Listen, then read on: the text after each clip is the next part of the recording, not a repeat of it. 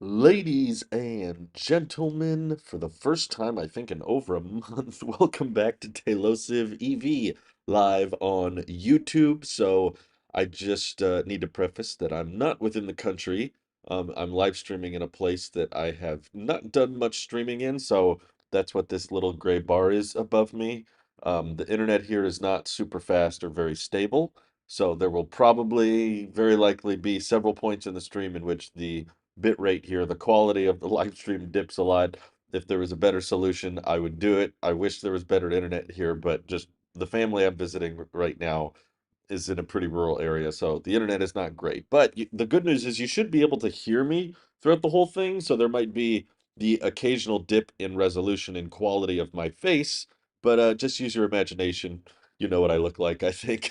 And as long as you can hear me, I think that gets the job done. So I've been wanting to do an EV stream for a long time because there's been lots of little stories that kind of stack up that I don't know if they completely warrant having their own video per se, but there's still things that I wanted to talk about. So the big one that we're kicking off with today's live stream, but we're not required to just talk about this the whole time. We can talk about anything EV related. That's kind of the beauty of the live stream is the chat kind of steers it in the direction they want. Um, but yeah, finally there is a new exclusive free paint color. So I think it was last year Tesla actually started letting people get Midnight Silver Metallic for free, but white was still free. So there were two free paint colors until Tesla did the massive price drop at the beginning of 2023, and that's when they removed the free Midnight Silver Metallic option and it just went back to being white. So now, over the course of Tesla's history, there have been three separate that I'm aware of, at least for the Model 3 and Model Y. Maybe the Roadster was a different story, but um, there have been three separate exclusive free colors, which means that was no charge, no additional charge to get that color, and there was no other color to choose that was free. So we've had black in the early days. I remember when my friend Randy got his Model 3, black was the free color, no other color was free. And then they changed it to white, I think around 2020, or maybe it was later in 2019, but yeah, it was around that era is when white became the free color option, which was always my preferred color, so I was happy about that. And then yeah, it was in 2022 that Midnight Silver became free, but it wasn't exclusive to that. It was also still free for white. Now it's back to sorry, not back. Now for the first time ever, Midnight Silver is free and nothing else is, which means I think we're going to start seeing a lot more Midnight Silver Metallic. It pays you now for that to be your favorite color. That's the way I look at it. Is like all the Teslas look pretty at the end of the day for me.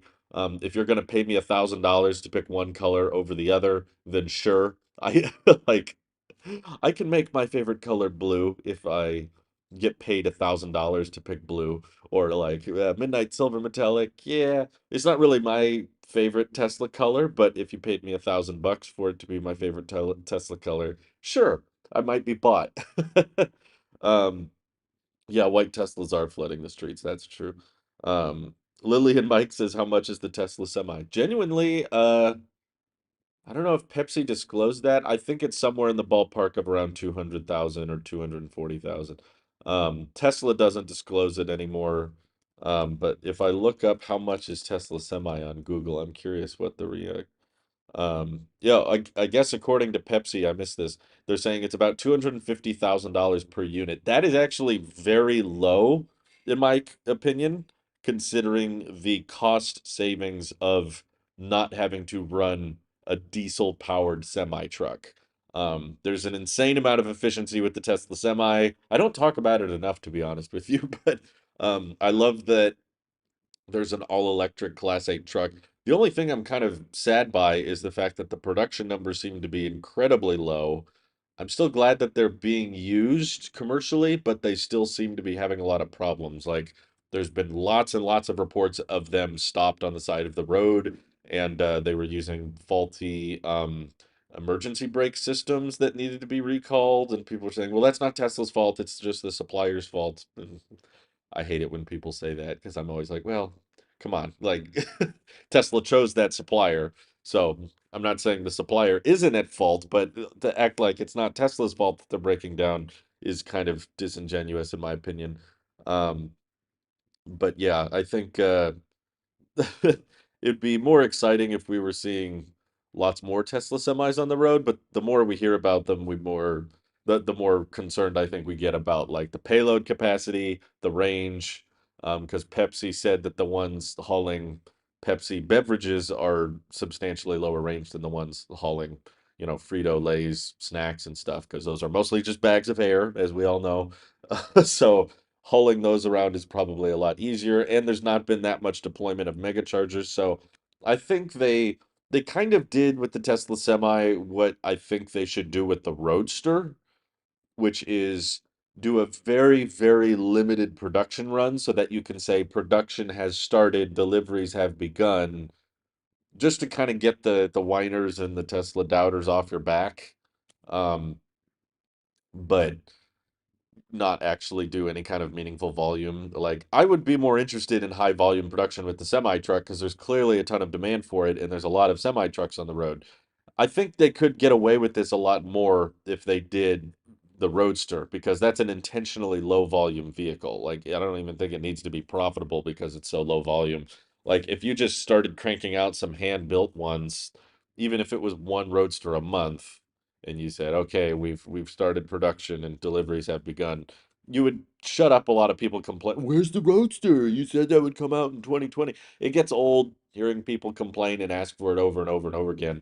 And they haven't done it with the Roadster, but they have done it with the Semi, which is like, it sounds like they've built less than a dozen. Maybe they've built a couple dozen now. But there were some recall notices that Tesla had to issue, and in those publicly stated recalls, it pointed to the idea that within the month of March and February, there was basically like zero Tesla semis built. So it's very, very low production rate right now. Um, which makes me wonder, like, why did they do the whole delivery event and everything? Did they do that just to get people off their back complaining about where's the semi, where's the semi, when are you going to release the semi? Is it a big PR push, even though Tesla doesn't have a PR department? Like, I don't know. Um, but yeah, I'm glad there's a different color that's free. It's not my favorite color personally, but I'm okay with that because I already bought a Tesla and I have no intentions on buying another electric car that's not an Aptera for quite some time. The Aptera is the only EV that I'm interested in purchasing in the foreseeable future. Outside of that, I'm very happy with the Model 3. Pretty much the only EV I'm more interested in is one that could substantially beat my Model 3 in terms of efficiency. I don't mean like Ionic 6 getting like 140 miles per gallon equivalent and the Model 3 gets 133 miles per gallon equivalent. That's so close. They're so neck and neck in terms of efficiency. And Ionic 6 or the Lucid Air, they still are going to have CCS. They're still going to be stuck with the inferior charging networks. So I'm not interested in something that's just like barely incremental more efficient than my Model 3, but something that's like substantially more efficient than my Model 3 that I might be interested in, something that gets more like 300 miles per gallon equivalent, which is what the Aptera is targeting. But anyway, we've got a lot of topics to cover today, so this might be a longer stream. Manny Lafarga says, guys, I need help. I just got a Model 3 and I'm new to EVs. Is it normal that my Model 3 rear-wheel drive is only getting 70 to 100 miles of range? I live in a hot 115-degree weather. Is that affecting my range? Yes. I don't know if it's quite normal to get 70 to 100. That seems pretty low, but overall, don't expect to get your EPA estimated range when it's 115 degrees. Yes, the much hotter weather like that makes the cooling system in your vehicle have to work overtime. So that does limit your range. It increases your efficiency. So look at your watt hours per mile, Manny, is what I would suggest. If your watt hours per mile is over 300 consistently, I'm guessing you're driving on the freeway, you're probably going pretty fast, and if it's hot out, then yeah, the battery pack is being overworked and the cooling system has to try really, really hard to cool down the battery pack. Although it's LFP, so I feel like it shouldn't be that bad. 70 to 100 miles seems awfully low, um, even for hot weather like that. So my guess is you're driving really fast and you're driving in the heat. So I think as long as your watt hours per mile is over 300, then that sounds normal. If your watt hours per mile is like 250, 260, and you're only getting 70 to 100, then something's definitely wrong. Um, you can find that in the energy, the little green icon in the app with the bar on it. That shows you what your watt hours per mile is. Um, let's see. I just realized Electrify America is switching to NACS before VW Group announced switching, and VW owns EA. Well, yeah, that's what my whole last video about. It was kind of surprising. I thought VW would have announced it first, not EA. Just kind of bizarre chain of events. Let's see. Any thoughts on when Project Highland will be unveiled? My sources are telling me this month. Well, everyone said July 1st a month ago, and then it didn't happen. So then they all changed their answers and we moved on from it. I don't know. They just had a Project Highland prototype show up in the New Zealand winter testing facility. So just to give you some context, typically, well, I don't know how typical this is, but when the first Model 3s were coming off the assembly line in 2017, there was a Model 3 spotted in New Zealand for winter testing about 7 weeks before first deliveries began. And the fact that we just like a couple days ago saw Project Highland show up in New Zealand, I would say there's a decent chance it might not be until September or October, or perhaps even longer, because we're in a different Tesla world now. Because, again, if you're asking about Project Highland, like you believe that is the legitimate code name, then go back to the original source of that leak. It was a Reuters report. And in the Reuters report, they claimed that Project Highland would launch in China first, and it would not launch at the same time as the United States.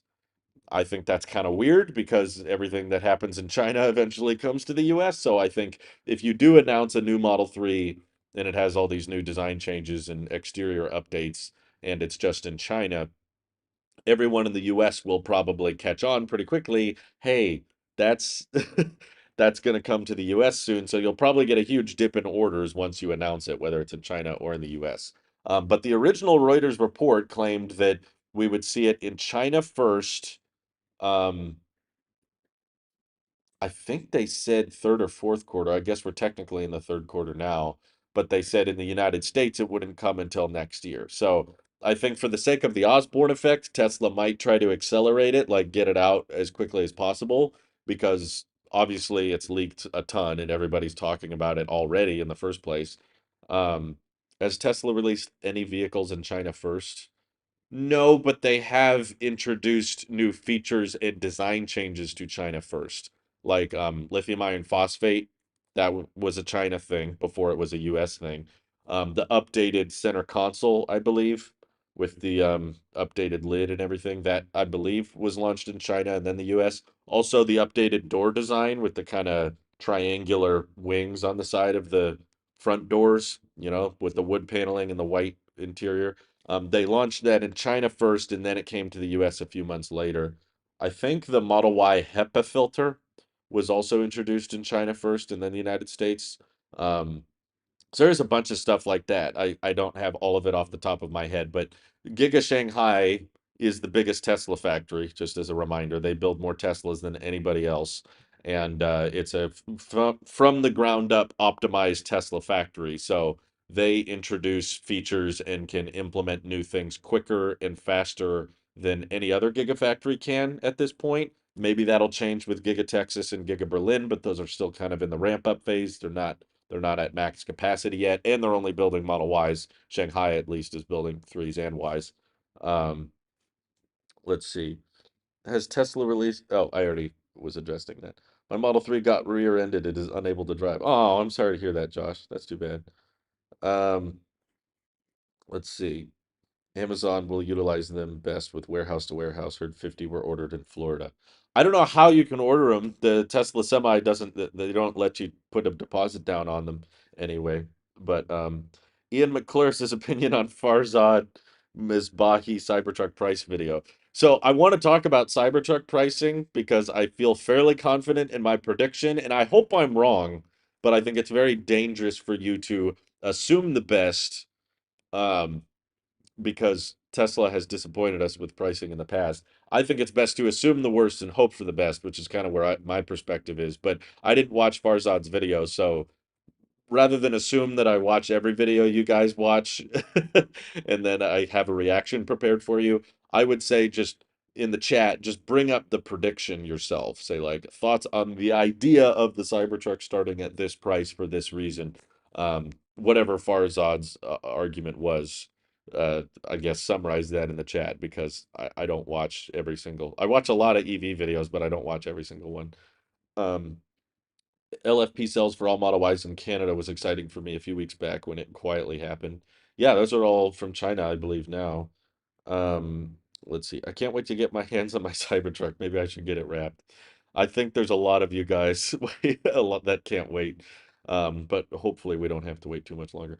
Christopher says, "What are your thoughts on Aptera's cooling system slash skin cooling? When do you think Aptera will release information on the cooling system?" I will say Aptera has been incredibly transparent and honest about pretty much every aspect of their vehicle. So if you ask them enough times, ask them on Twitter, commented on their YouTube videos, they will likely do a video on it. They've done deep dives on their engineering and stuff. They have confirmed that there is still an active cooling system, though. They are not purely relying on the skin cooling.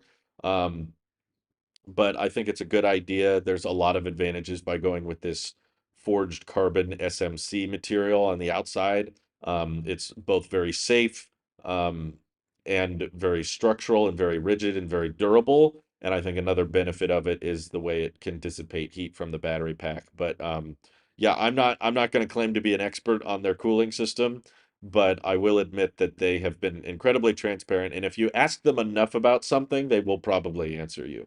So overall, pretty much everything Aptera is doing is super cool, in my opinion. And I'm always like, wow, that's really smart. And that makes a lot of sense. So I assume that the design and thought process behind the skin cooling mechanism, just like everything else Aptera does, probably is very efficient, very functional, and very wise.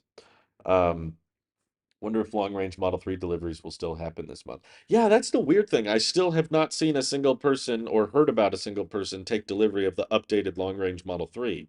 Even though I think when they added it to the website, they were claiming that deliveries would start in June/July. So maybe they're planning on announcing Project Highland any day now, but they're still waiting to get all their ducks in a row. I'm not sure. Um, let's see. Tesla needs more paint options. Personally, I think they kind of cover the basics. Uh, and the paint options are probably pretty expensive, and it complicates the manufacturing line every time you add a new paint color, which is why, by the way, Giga Berlin, I didn't mention this earlier, but Giga Berlin has started offering Midnight Cherry and Quicksilver to the rear-wheel drive Model Ys in Europe, which originally didn't have access. I thought those were imported, which is what kind of confused me. But finally, they have expanded those paint colors, which I believe means now that Giga Berlin is manufacturing rear-wheel drive Model Ys, whereas before those were Giga Shanghai builds. That's why the Quicksilver Model Y was in the thumbnail. I was going to talk about that, but we kind of got sidetracked. Um, but yeah, they only have Quicksilver in Midnight Cherry. Giga Berlin does not build cars with Midnight Silver or regular red like they do in America.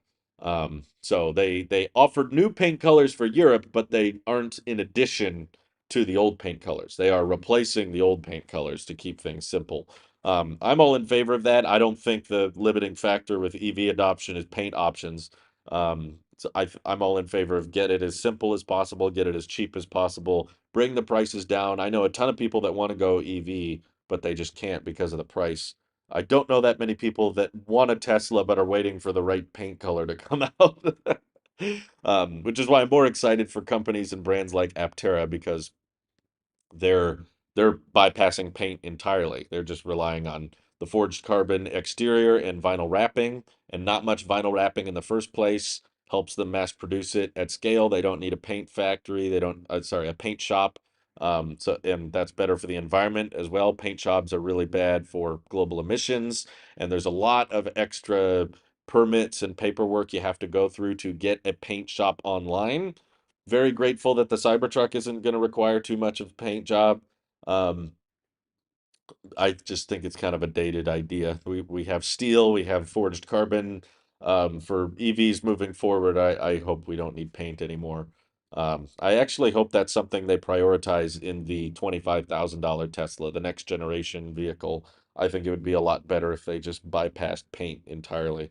But they kind of referenced still having to use paint on the next gen vehicle platform at Investor Day, which I don't know if that's just them sandbagging slash like trying to throw us off the scent, because in that presentation where they're like, here's our unboxed assembly process where we build everything separately and then bring it together, they were like, this is just the Model Y, but it won't look like the Model Y. And I was like, okay, come on, just stop teasing us, just show us what it looks like. But I guess Osborne, right? um Manny says, I only got Model 3 rear-wheel drive for now to try out EVs, but in a few years I'm hoping to get the performance one to see what it can do around a track. I hope it impresses you. Jackson says a matte wrapped Cybertruck would be sick. Imagine that gold color that's always put on Model 3s. Gold color? I don't know. It's cool, but at the end of the day, I feel like it just gets a bunch of bugs on it anyway. I just kind of feel like you eventually you'll just use your car. It just becomes the car. You get that new flashy car smell for a while, and you're like, wow, that's the new car. And then after a while, it just kind of becomes a tool. Brandon Kwong says, with Highland coming in soon, Juniper will be after for the Y. Cybertruck and Roadster should come online. Let's say this takes 4 years for all this to materialize. Will SNX get a real remodel? Dude, SNX got a big refresh not even that long ago. Like, come on.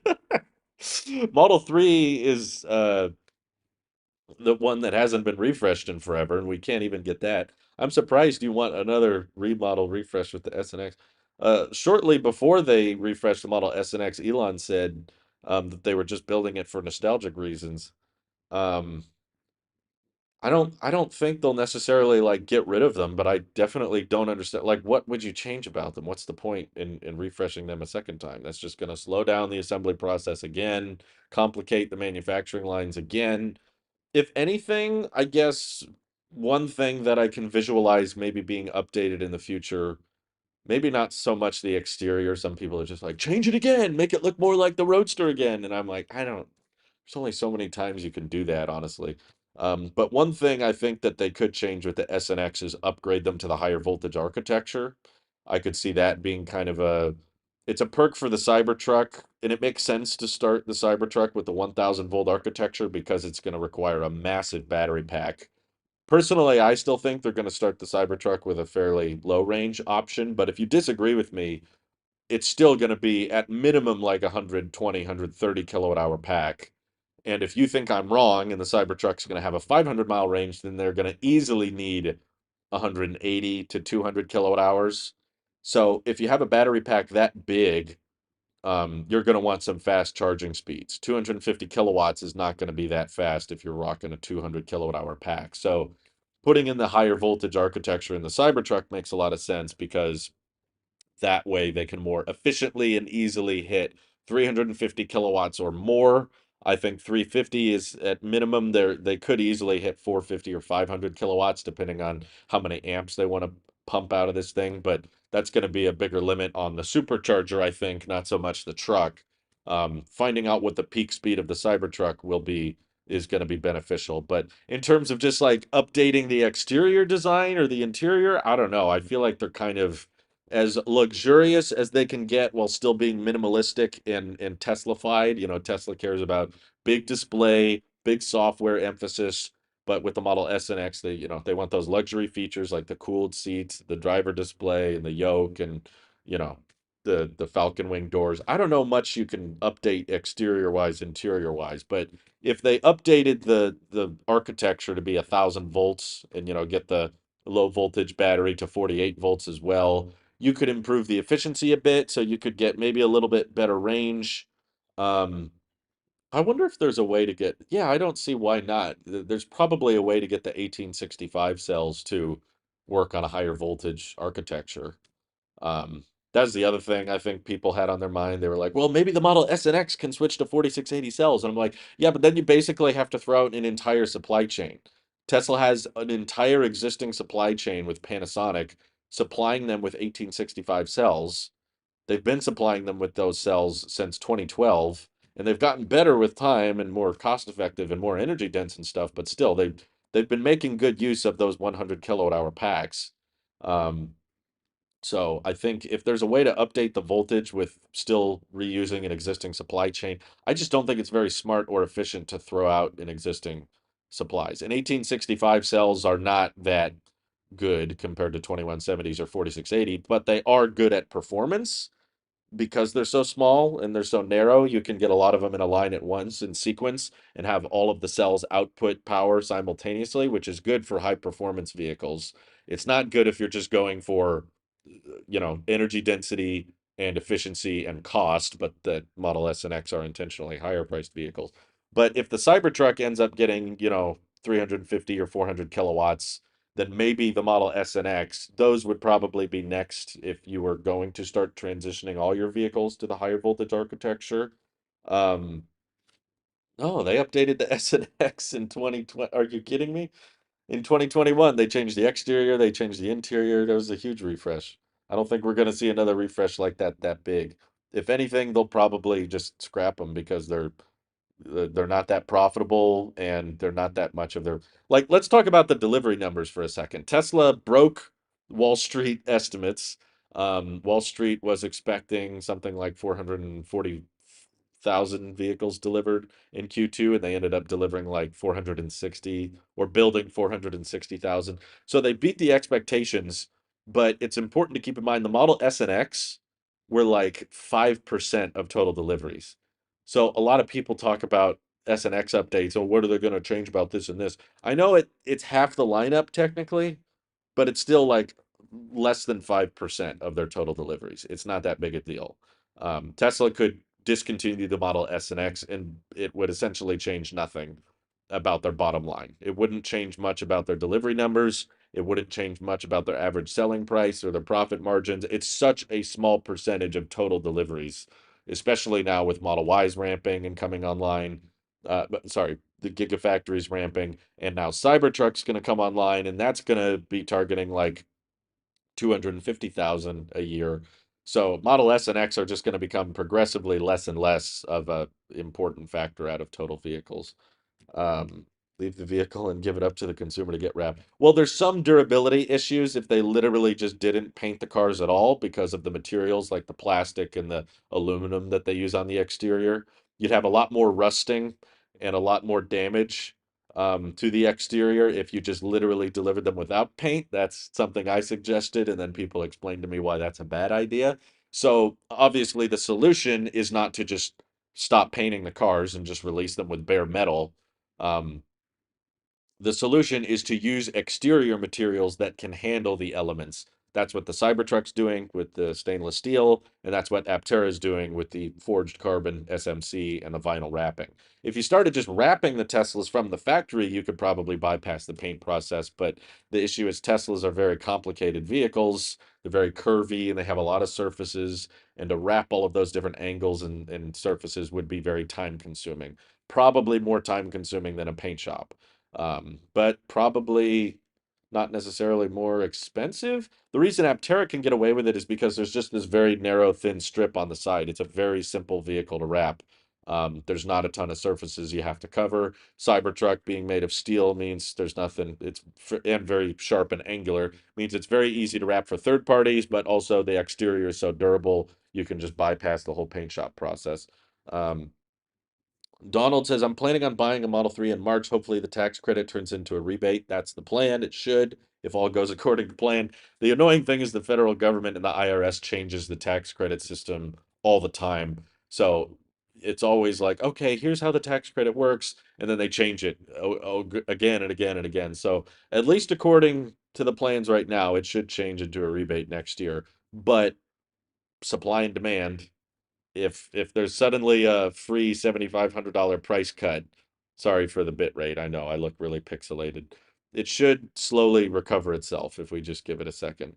Um, but with supply and demand, if there's a $7,500 sudden rebate available to everybody in the United States, I have a hard time believing that Tesla will not up the prices accordingly.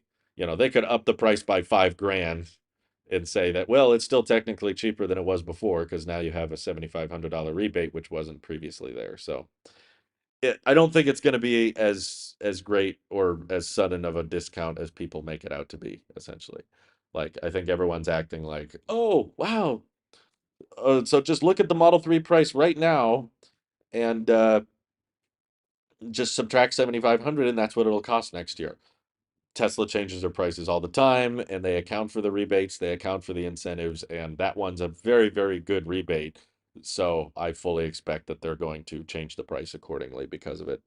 Um, let's see. You took delivery of a Model 3 long range 2023. Well, what is the max range number, Justin? Yeah, because there's 2023 long range Model 3s, but they're using the old 2170 battery pack. You know, if your maximum range is still 350 something, then you didn't get the new Model 3 with the new battery that we don't know about yet. Um, Jackson says, "How do you think the 0 to 60 is going to be for the Cybertruck? I know the Y is always getting talked about because it's a family vehicle with fast 0 to 60, and I feel like the truck might be similar." Well, it depends on which powertrain they start with. If it's the dual motor, it'll probably be around uh 4.5 seconds, I expect.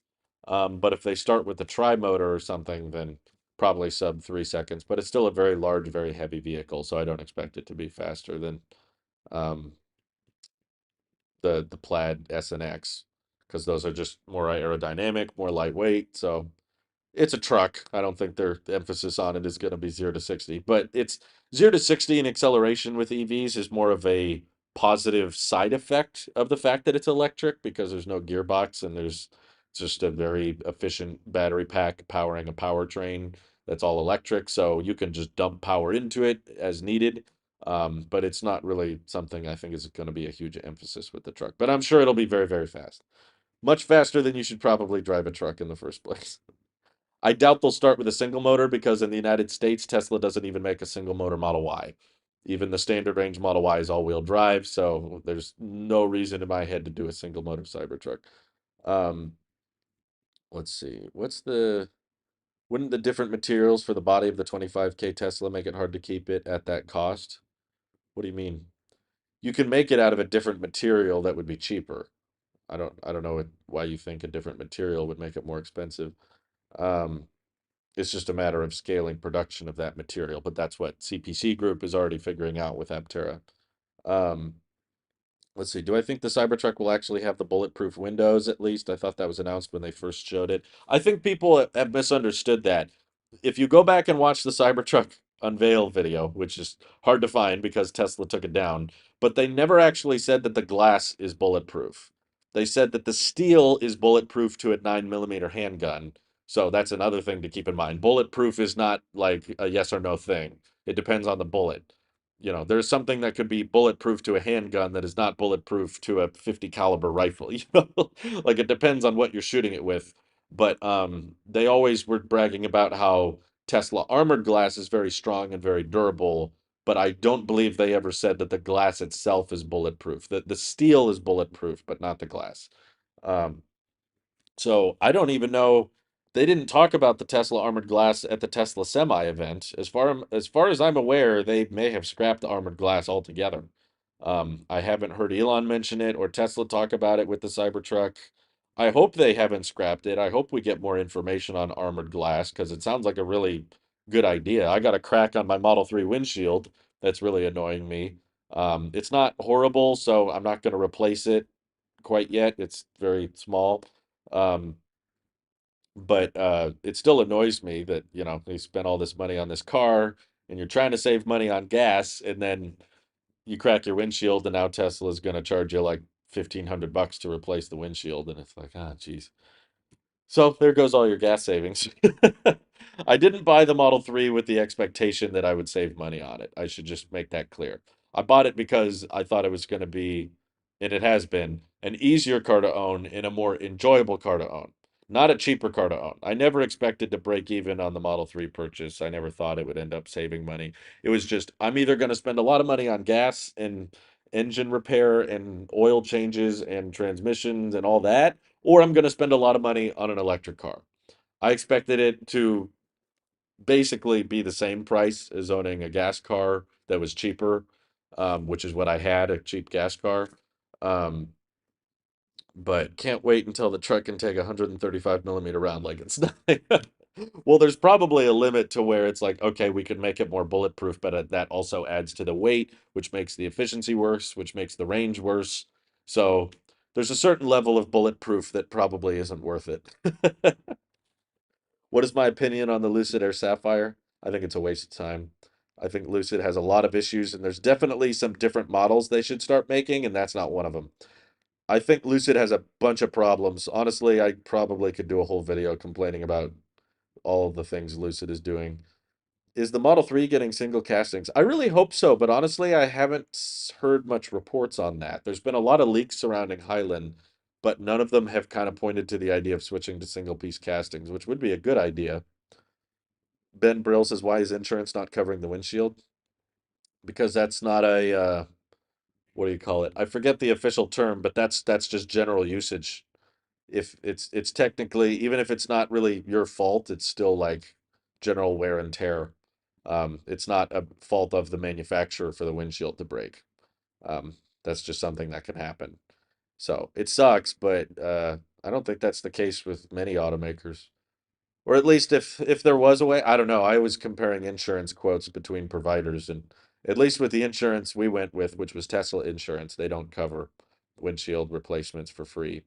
Um, but all the other insurance providers I could have gone with were going to cost way more money than with Tesla Insurance. But I've not heard of any insurance company covering windshield cracking personally. But if there is one, then it probably costs way more per month, in which case it probably wouldn't be worth it. It's not a super big crack. It's not like this big stretch across the whole thing. It's just this tiny little divot at the top. And I got the whole little repair kit and I tried to seal it up and everything, and it didn't really work, even though I read the instructions over like 5 times and I watched all these videos showcasing how to seal up the crack and I followed everything exactly. Um, Assets are better than liabilities. That's true. I think I'm kind of caught up here. Let me read some of the questions from our channel members here. They asked, I know I'm streaming at kind of a weird time for a lot of people because I'm in another country right now. So I did a community post for the channel members to ask a question before they join. So I'm just going to read some of those now. We actually got quite a bit. I wasn't expecting this many. Um, he's in here. Crunch. Grace Hopper, I think, is, I don't know why their name isn't displayed there anymore. Read Tesla capitalization. Did I hear Elon correctly? Contrary to all other EVs, Tesla has never sold a car for for less than it costs. No, I never heard him say that. That's definitely not true. And that's the reason that it took so long for the company to show a profit, is that by financial design, it turned all of its positive cash flow back into making the money generating monster that it's well on its way to becoming. I think I understand what Grace was trying to say. I think what she means is that all Teslas were sold at somewhat of a high price so that they could use that money to fund development. And the only reason that the vehicles were sold at a loss was because they were using that money to fund further development. Um, that's probably what you meant, which I think I understand. But no, the statement that Tesla has never sold a car at a loss is not true. They definitely sold Model S's and X's at a loss for a long time, and Model 3s in the early days were sold at a massive loss. It wasn't until years down the road that they actually turned a profit. But D-Man, thank you for the comment. And also, I think they just recently became a member. I haven't done the research on myself, but I'm curious how well Tesla new models hold their value over the first 3 years. I know the depreciation rates are well documented for current year models, but what were they when the first Model Y and X was brand new? I know it wasn't until years later we saw price cuts. I ask because I'm curious to get speculation on the Cybertruck depreciation curve, as it too will be a brand new model for Tesla and a truck at that. Personally, I think no matter what the truck costs, it should fight depreciation well for at least 3 years, as it shouldn't see a refresh or a price cut soon, plus the long reservation list. I feel like plaid versions of Teslas lose more value in 3 years compared to the standard versions. Not sure. Yeah, at the lower price, it's harder to depreciate because that's the entry price. And the plaid is on the higher end, so there's a lot more room for it to go down. Friends tell me plaid versions hold their value better. It's debatable. Cybertruck being a truck should honestly be a great buy at release. I've heard truck owners tell me often they can get what they paid for it on trade-in. I know we shouldn't care too much about resale, but I would like to trade in for a new model eventually when Cybertruck has Model S and heads-up screen. Okay, so there's a lot to unpack there. Sheesh. Um, but essentially, yeah, when a Tesla model is brand new, um, the equation I always tell people to come back to is supply and demand. If there's a lot of demand for something and not a lot of supply, the price is going to go up. If there's a lot of supply, more so than there is demand, then the price is going to go down. So in the early days, in the first ramp up, when there's only a handful of Cybertrucks on the road, definitely expect the price on the resale to be high. In fact, you can probably trade it in or sell it at a profit in the first year. I imagine it's probably going to be very highly sought after. There's a ton of reservations, there's a ton of public interest in the Cybertruck, and I think you will probably get a whole other wave of Cybertruck interest once deliveries start and people start realizing, oh, it's not a concept anymore. No longer vaporware. This is a real truck, and there's going to be YouTubers making videos on it. Here's the vault. Here's the bed. Here's the range. Here's the charging speed. Once people see others are actually using it and appreciating it, there's going to be probably another huge wave of Cybertruck interest. And I think that will make the already long list of reservation holders get longer because people are going to be like, oh, wow, it's real. It's out there. I actually saw one the other day. I want one. So demand is high, but it'll be in the early days. Production will be very, very low. So that's when I think the resale will be quite good. But as production ramps up, and I do believe that the Cybertruck is designed from the ground up to be scalable. Personally, I think they could probably there'd be demand for more than 250,000 trucks a year, but I don't know if there would be the factory capacity for it. Honestly, if you look at the layout of Giga Texas, like here's the section for Model Y production and here's the section for Cybertruck, the Cybertruck does not have a huge portion of the factory. So when Elon says that they're targeting 250K a year, I have to wonder if that actually is like not because there's not demand for more, it's just they don't have the factory floor space for more. Um, and if that's the case, I think the price might stay pretty high because there's likely going to be a lot of demand for the Cybertruck. So if you can only make 250K a year, then and the pickup truck market in the US is huge. There's F-150s and Silverados that sell way more than that. They sell 500,000 a year, 600,000 a year.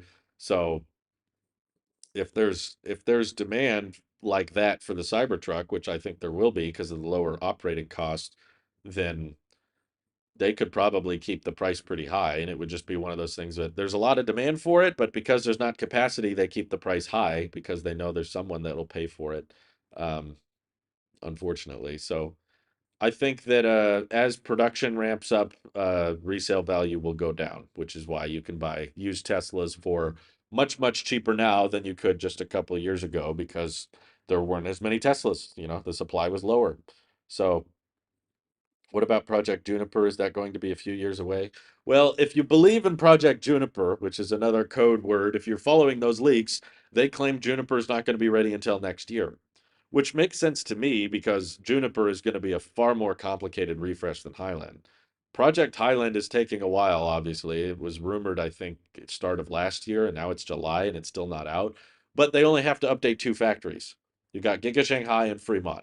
Those are all your Model 3s. If you want to update the Model Y, you've got four factories now. You've got Giga Berlin, Giga Texas, Fremont, and Giga Shanghai.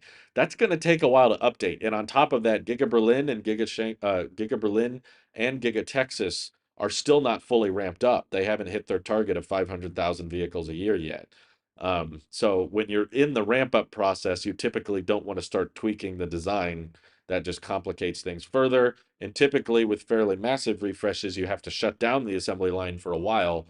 And Elon said that the reason they hadn't updated the Model 3 in so long, this was in his interview with Sandy Monroe, was that um, the Model 3, they couldn't shut down the assembly line because it was keeping the company afloat. Like all of the revenue from the brand was coming from um, Model 3 sales. So they were like, yeah, there's some things about the Model 3 we want to update, but it's kind of keeping the company afloat right now. So we'll update the Model 3 once we get our other gigafactories online with ramped up Model Y production.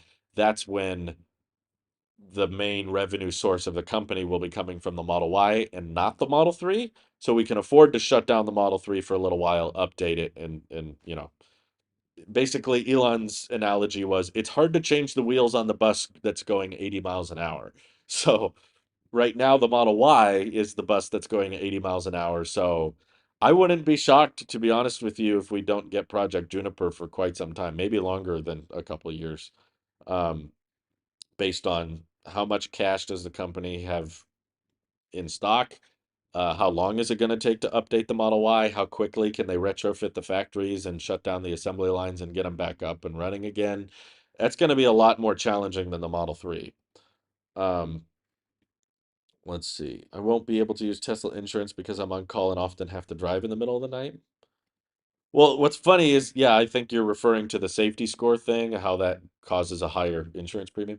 In California, the safety score has no effect on your insurance price for whatever reason, which annoys me because I'm a pretty safe driver. So I would love to get lower insurance rates based on driving performance, but I also drive pretty late at night, but it doesn't, all my other driving makes up for it. My safety score is still like 95 or 96, even though I drive late at night, oftentimes just because I'm visiting a friend or we go to what it usually is, honestly, is we go to a friend's house that's kind of far away from us for movie nights, and usually the movie gets done at 10 or 10:30, so I'm driving home after a movie night, and Tesla's like, "Oh no, you're driving late at night," even though I'm in a really rural area. I'm not in a major city. I'm driving on these long straight stretches of road in the middle of the night. It's very, very safe, honestly. It's probably safer than driving around in daytime when there's more cars. But because Tesla just has this blanket, like, oh, if you drive late at night, that's more dangerous. They ding your score, but it's usually not that much. But for whatever reason in California, they are not allowed to use driving behavior to influence your insurance premiums. So even if you have a terrible safety score, it won't affect your insurance rates in California, which is a pretty big market. What about the rumor of an interior Model Y refresh? That's Project Juniper. Again, that's years away, hypothetically. So Highland comes out in Model Y interior refresh at the same time as the rumor. I did not hear that. I wouldn't trust that report, especially when the Model Y is being ramped up. They might tweak some things here and there, but I don't expect it to be as big a refresh as the Model 3 is. Um, what about maintenance for a Tesla? Well, it's definitely a lot less than a traditional gas car, but there's a million videos talking about that. Let me answer some other questions from the channel members here. Tor Aspen says, why is it so many people don't like Tesla and talking negative about them? They say it's bad building quality and they have ugly cars. I don't understand that, but why are they still selling the best amount of cars in the world then if they have it right? I like our Model Y and are happy for our decision. Regards from Norway. Well, I just want to remind people that people can have their own opinion. Like it's okay that we don't all agree on the same thing. Um, I mean, there's a lot of truth to Teslas having bad build quality. I still see issues with that. You know, there's brand new Model Ys and Model 3s that people take delivery of that still have rattles, that still have panel gaps. There's build quality issues. I don't pretend that the build quality doesn't exist, but I do think that people over exaggerate that Tesla has bad build quality and no one else does. That's not true either. If you go watch delivery videos of other car brands, it's pretty common for just all new cars. And we didn't have the internet, we didn't have Twitter and YouTube a few decades ago.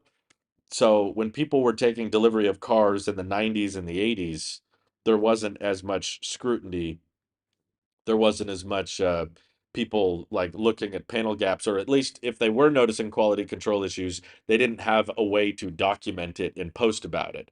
So in today's world with the internet, when anybody can complain about something and post about it, any slight quality control issue you can throw up on the internet so that thousands of people know about it.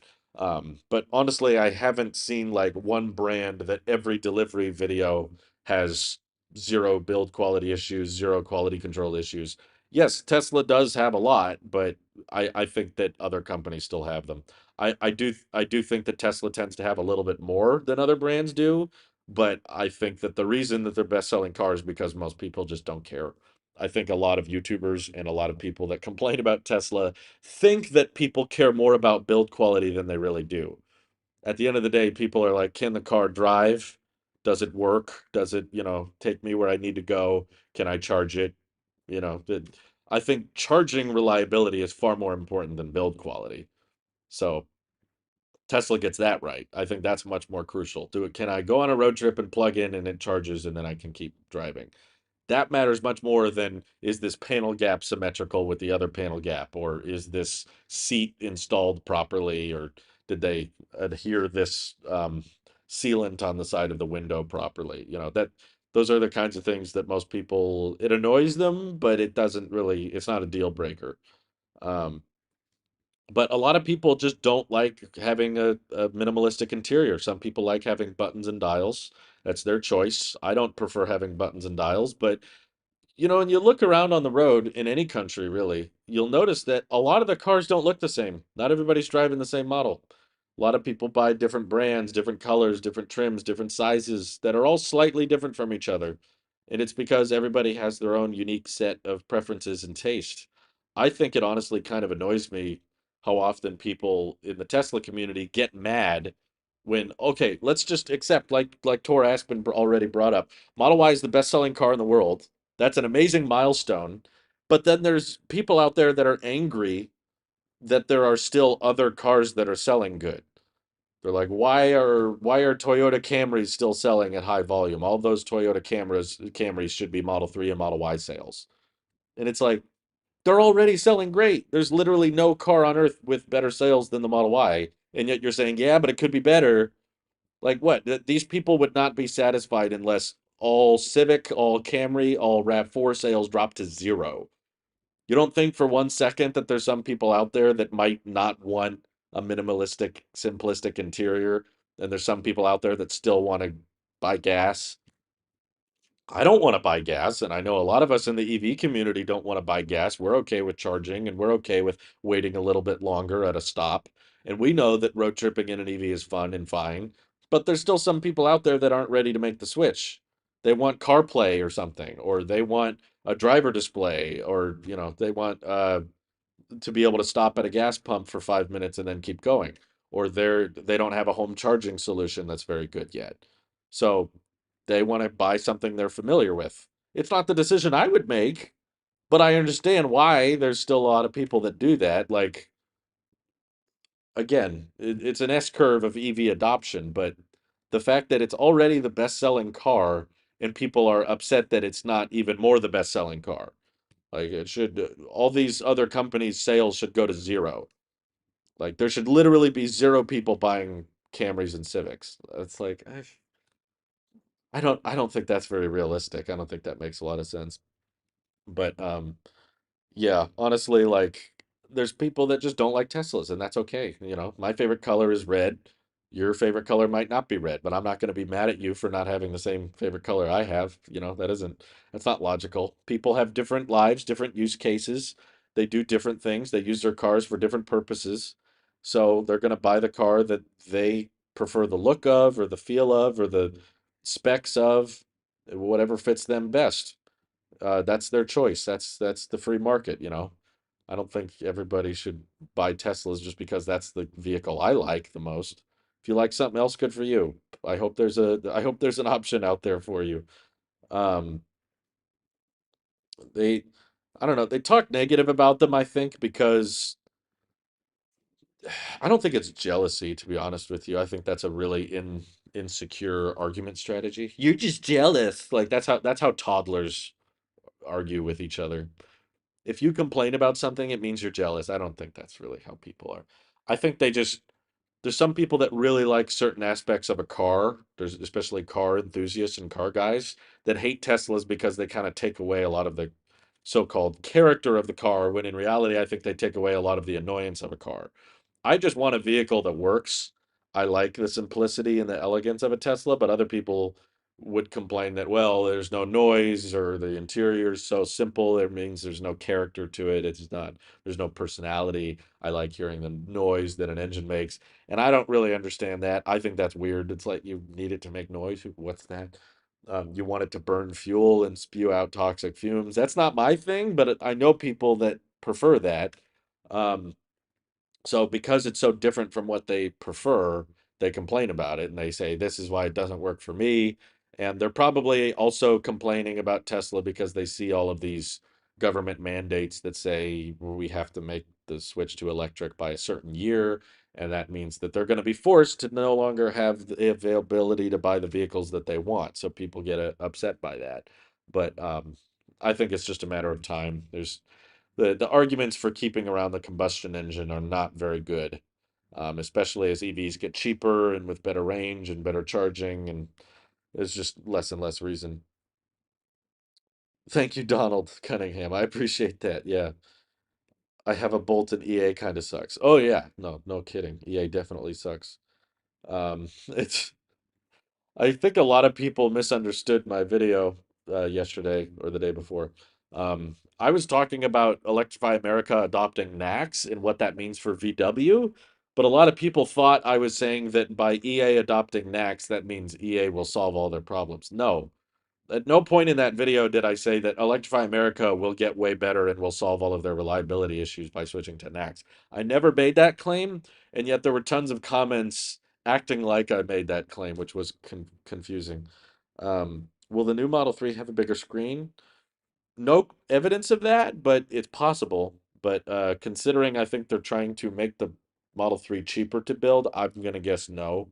My prediction is the Model 3 will still keep the same size screen that it already has. I hope it gets a bigger one, though. That would be nice. That would be refreshing. Um, Jackson Smith also asked a question on the community post. What do you see being the end price range for the price cuts? Is there a point where Tesla can simplify the manufacturing no more and there will be a price that they can't go under? Or is that something that no analyst can predict? Well, there's a couple different ways to answer that, Jackson. I don't know if you're still here, but if you're referring to an individual model, like is there a limit to how low the price cuts can get for the Model Y or the Model 3? Then yes, in my opinion. Like we already know that right now they're securing somewhere around a 15-20% margin on their vehicles, and you can take a smaller and smaller profit margin as you sell at higher volume. So now that Tesla's building more and more Model Ys, they can afford for that margin to not be what it was. They used to have like a 30% margin, but they weren't delivering as many cars. So in the future, if Tesla's building, millions and millions of Teslas per year, they can afford to have a 5% margin and still have enough revenue coming in to support the company and everything they need to do. So I would say that on their existing vehicles, there is a limit. Model 3, hopefully, if they update it with Project Highland and they give it single piece castings and simplify the interior a bit, they could skim it down and really get it probably sub 40,000 again, which it's basically already is sub 40,000 with tax incentives and all that. Um, I bet with lithium iron phosphate and maybe a structural battery pack and single piece castings, I assume they could probably get it to low 30,000 after incentives. I think China has already done that. Um, but they're definitely bumping up on the limit of like, okay, it's still a vehicle, it still has a powertrain, it still has a battery pack, it still needs a paint shop and windows and a computer and all that. There's a point in which, yeah, I don't think you can get much lower with the Model 3 and Y. But when it comes to the next generation vehicle platform, when you start building the vehicle entirely differently, bypass the paint shop, start using this new next generation powertrain that uses zero rare earth materials. They said the motor only costs $1,000. You start switching to those kind of higher voltage architectures and all that, so you can use thinner cabling, thinner wiring throughout the vehicle. Um, yeah, I mean, I don't think it's an infinite amount of price cuts. Like I don't think Tesla will ever make a car that costs $5. You know, there's obviously a limit, but oh, sorry. I think the next generation vehicle platform, theoretically, with the right amount of scale and if they engineer it properly, I think could dip below 20,000, maybe dip below 15,000 if they get the scale right, and maybe only in markets where the cost of labor is pretty low. So in China and Giga Mexico, it'll probably be a lot easier because the cost of labor is far lower. Um, but in the United States, first of all, compacts don't sell that well in the US anyway. So it's I don't expect the Model 2 or whatever you want to call the next generation vehicle platform. I don't think that's for us, to be honest. Dave Lee talked to Tesla executives after Investor Day about Giga Mexico, and they said that Giga Mexico is not intended to serve the United States, really. they're building it to serve the Latin America market and of course Mexico. Um, that's the main purpose of it. It's not, I don't think the goal is to build more EVs out of the US for cheaper and then import them into the US at a lower price, like what Ford does. They might eventually do that, but I don't think that's the fully intended purpose of Giga Mexico. They said Giga Mexico is going to start with the next gen vehicle platform. So it's not going to be the Model Y. Who knows what it's actually going to be? I think it's going to be a smaller size pickup truck, but no one agrees with me on that.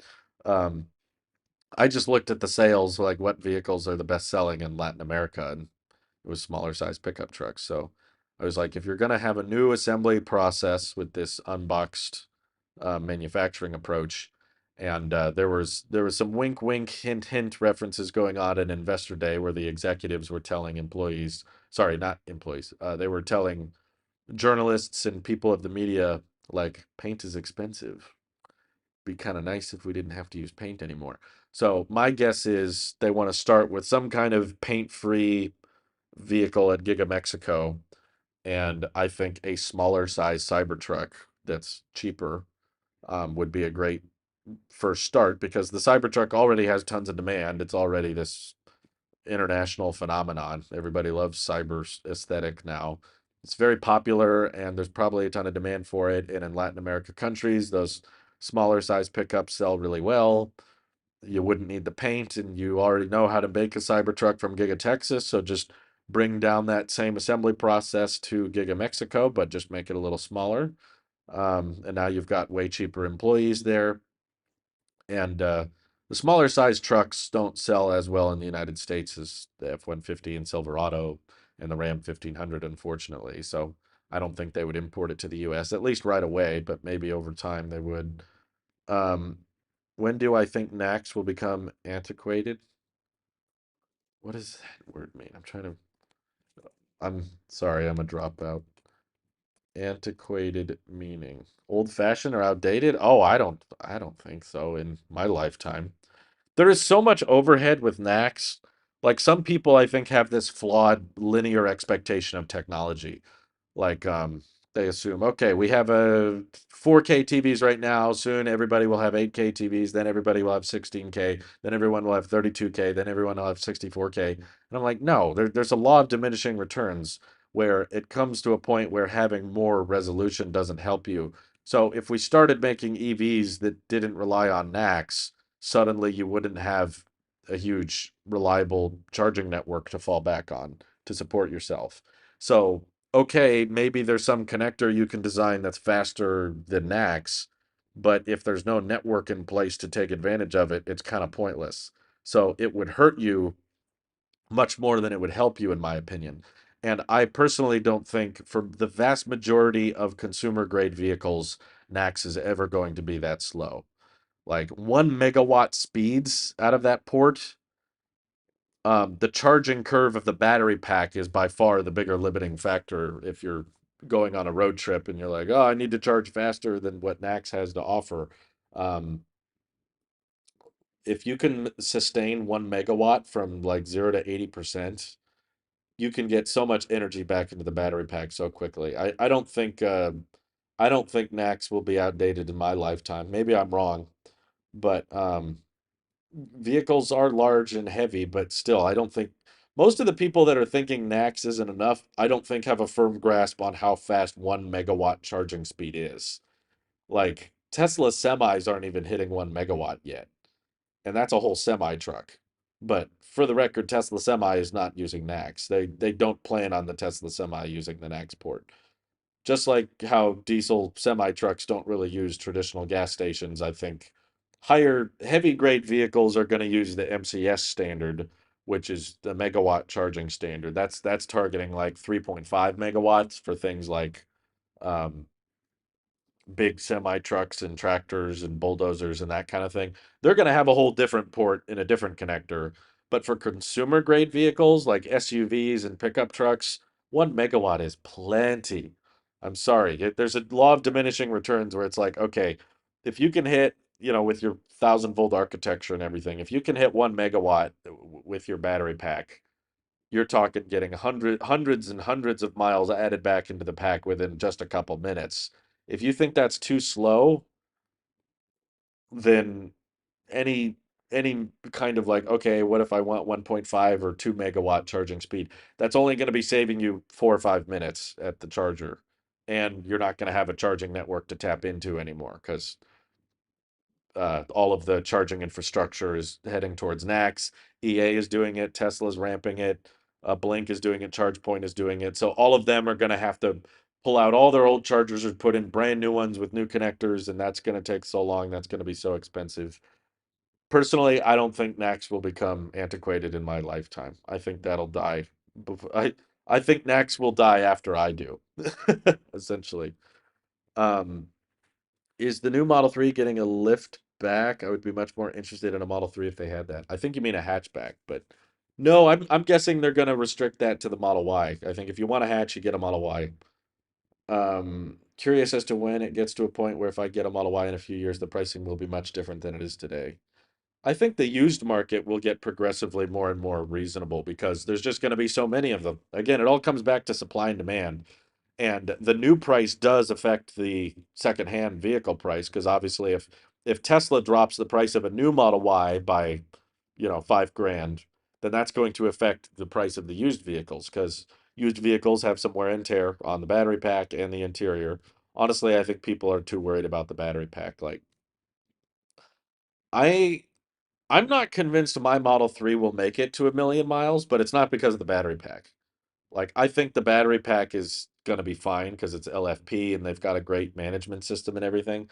But I'm more worried about other things in my Model 3 going out. Like I've read a lot of issues about the control arms in the Model 3, the little piece of metal that attaches to the front wheels that steer. A lot of 2018 and 2019 Model 3s have had those go bad and people have had to replace them multiple times.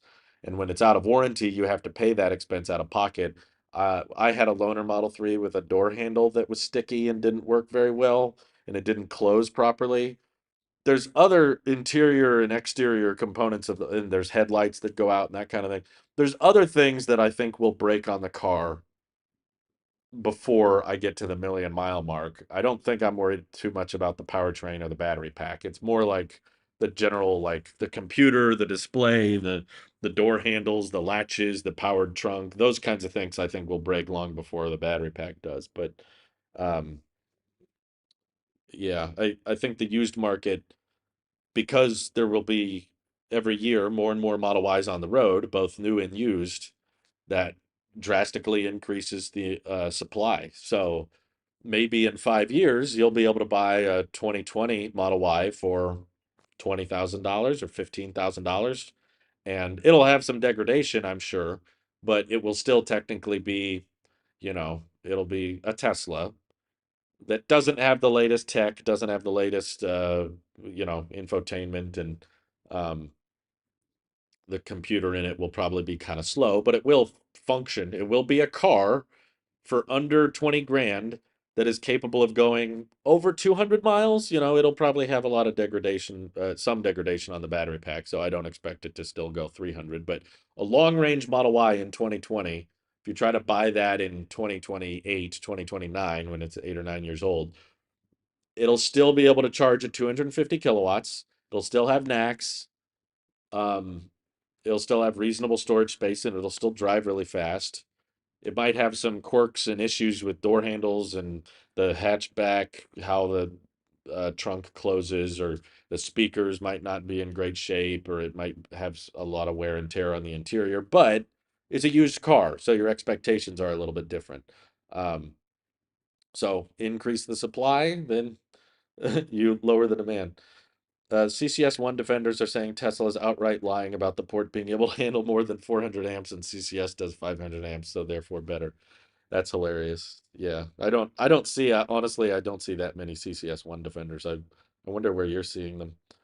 Um, Road trip, key point. We go to Austin every 2 weeks to visit my son at his campus on UT Austin. This is going to save us major money on gas, but she still counters with the higher in electric bill. Yeah, but usually the amount your electric bill goes up is not the same as much as your gas bill goes down. I'm not trying to say you will save money by going to a Tesla, but it's not because of the electricity costs. Pretty much always electricity cost will be cheaper than gas unless you're charging only at superchargers at peak hours. That's like the one exception to where supercharging starts to become the same price as gasoline, but most charging is done at home and most superchargers are still cheaper than gas. But what you will probably the reason you probably won't save money is because insurance on Teslas tends to be higher, and because it's a more expensive vehicle, even if it's lower cost to own, it's typically higher cost to work on. So for example, I've been charging primarily at home during off-peak hours where I live, and in the first year I've probably saved probably like $1,000 to $1,500 on gas by not having to pay for gas anymore and just charging from home. But now I got a crack in my windshield and I'm trying to keep it contained so it doesn't split more of the glass up. But eventually I'm probably going to have to replace it. And when I do, it'll probably be like a $1,200, $1,500 repair. So there goes all my gas saving. Whereas if I were to continue driving my old Hyundai from 2007 that I paid, $3,500 for, if that gets a cracked windshield, it probably is only going to cost a couple $100 to replace. So just owning a more expensive vehicle in general tends to cost more. Both EVs also need more tire replacements than gas cars because they're heavier. So just the cost of ownership will go up in other ways, but not electricity, in my opinion. I don't think that's what's going to kill you. Cars are expensive in general, so I'm all still in favor of quantity over quality, like just flood the market with EVs. Um, if I, heaven forbid, if I ever got into an accident with my Model 3 and it was totaled, my plan would be to probably replace it with a used Model 3 that was way cheaper. I probably wouldn't buy new, because you can save so much money now by going used, and the new ones don't really have that much that I'm interested in anyway. I don't think that would be a smart move. A compact car in the Model Y would penetrate this market a lot easier with the time to build superchargers. SUVs are the car. Cheap compact would be compelling. Thoughts? Well, you have to keep in mind. Oh, sorry, I didn't read all your message. As someone from Latin America, I agree. Smaller pickup trucks are popular here, but without a decent charging network and the price of even the cheapest Tesla falling into a premium segment over here. Well, the thing is, in Latin America, you can charge more for a vehicle because it's a pickup truck. The smaller pickup trucks cost more than the compacts. I'm saying to a cheap pickup truck, which means still probably, you know, high 20,000 or low 30,000. So it's easier to have a profit margin. When you're first starting vehicle production, Tesla typically starts pretty high and then they work their way down over time. Um, but if it's a pickup truck, you can justify charging more for it than if it's a compact because the demand for pickup trucks is higher and people are comfortable paying more money for the pickup truck. So at least for the Latin America market, I think that would be a good smart move, but cheap compacts sell pretty well there, so I guess that's not a bad idea either. They probably won't go wrong with either. Tesla knows what they're doing. Hey, there's David quickly. Thank you for mega charging the channel. I appreciate that. We need more subscribers for your channel so your next car is an X. That's okay. I'm very happy with the Model 3, David. And I don't really plan on buying the Model X, especially if Project Highland ends up being true. If we get cooled seats on a Model 3, my interest in getting a Model X goes way down. The more I thought about it, the more I realized the main reason I really wanted a Model X was the cooled seats. I mean, I like the design, I like the windshield going all the way back, but if that becomes the only reason to go with the Model X is just the windshield and the bigger display, then I don't need a Model X. But I put a elaborate analytical spreadsheet together and found the insurance to be lower, especially when I'm going from two gas cars to one EV. Our current situation aren't really supporting using two cars. Oh yeah, of course. Well, always one car is way easier to make cheaper than two. Um, Insurance on my Kia Soul EV was actually cheaper than my Scion XA, shockingly. Well, that's nice. There was no hope for me doing that because I was going from a super cheap car. My gas car cost 3 grand, and then going to a super expensive EV. Well, I mean, it's not the most expensive, but still, it was like over 10 times the price for the Tesla. So there was really no chance that my Tesla was going to be cheaper to own than my gas car simply because of the insurance and the registration. Um, An upgrade is definitely on the cards for you. No, I don't think so. If anything, going back, people are like, "Oh, knowing what you know now, would you have gotten the Model Y or would you have gotten this?" And no, I would have gone cheaper. If I would have known what the market was going to look like in the future, I would have spent less money. I would have spent less money on the car, not more. I feel like I went overboard. I felt like I bought more car than I needed. Honestly, after road tripping with the Model 3 and owning it now for almost a year, it's it's far more luxurious than I deserve, to be honest with you. Going from my old 2007 Sonata to this is just like sheesh. And it's just like it was very high end. It still is high end for me. It was like I would have been totally fine with a used 2019 Model 3 standard range with below 200 miles of range. I would have loved to cover that ownership experience. I'm happy with the car I got, and because I paid for what I paid for, and it does have the AMD Ryzen processor, which I'm very grateful for. I wouldn't have gotten that. Also, I love the heated steering wheel. I wouldn't have gotten that if I went used. Um, but I did the best I could with the information I had at the time. We played the waiting game for years. You could always keep playing that. We were like, oh, if you would have waited, you could get this. We did that for 3 years. We waited. We were like, oh, we want to wait for this. We want to wait for that. And we ended up missing out on some of the best deals. We could have gotten a Tesla for way, way cheaper if we didn't wait, but we insisted on waiting. Um, so that's why it's like, okay, yeah, the product gets better, but it also gets worse in some ways. And I'm happy with the car we got, but if I lost it today or if I could do the whole process over again, I would get a used standard range Model 3 for sure. Because then you don't have to wait around for some $7,500 federal tax credit. You just get the discount right then and there. And there are some very cheap ones. Let me look actually right now. I'm curious what they're going for. Now that the used price is probably gone down because of the federal tax credit makes the new one so compelling. Um, Let me see. Browse. There's nothing. Type in a zip code. It doesn't work. Um, Come on. There we go. Yeah, look at this. I found it. I found it. All right. This is cool. Look at this stuff. This isn't my zip code, by the way. $31,000 for a 2020 Model 3. 30,000 miles on it, but who cares? I don't like that color combo though. I would get something like this. Okay, $31,200. And it's the white interior. Yes. And it's the white exterior. Only 25,000 miles on it too. Yeah, that is a great deal. So if I was in the market for a Tesla today, like the lesson I've learned after owning one and using one is that this number here, the max range number, is super overrated. You don't get that number anyway when you're driving on a highway, which is when you care. It's got the front and rear heated seats. Oh, that's good. Um, I don't care about the acceleration or the top speed because I'm not a performance guy. I just want an efficient vehicle with an aux port and supercharging access. That's the most important thing, the charging network. For daily driving, you're not going to drive that far anyway. So as long as you've got a quiet, nice car to drive around. I don't like that center console and I don't like the non-heated steering wheel. And I would hate the Intel processor being slower, but it works. It functions as a car. And the fact that you can buy one of these now, oh yeah, and I would have to get a wall connector, mobile connector or something. Why do they not have the mobile connector as an option here? That's weird. They insist on you getting the wall connector. Anyway, um, those cars have gotten so cheap and they work, they get the job done. That's what matters to me the most is just like they can drive and they can charge pretty quick.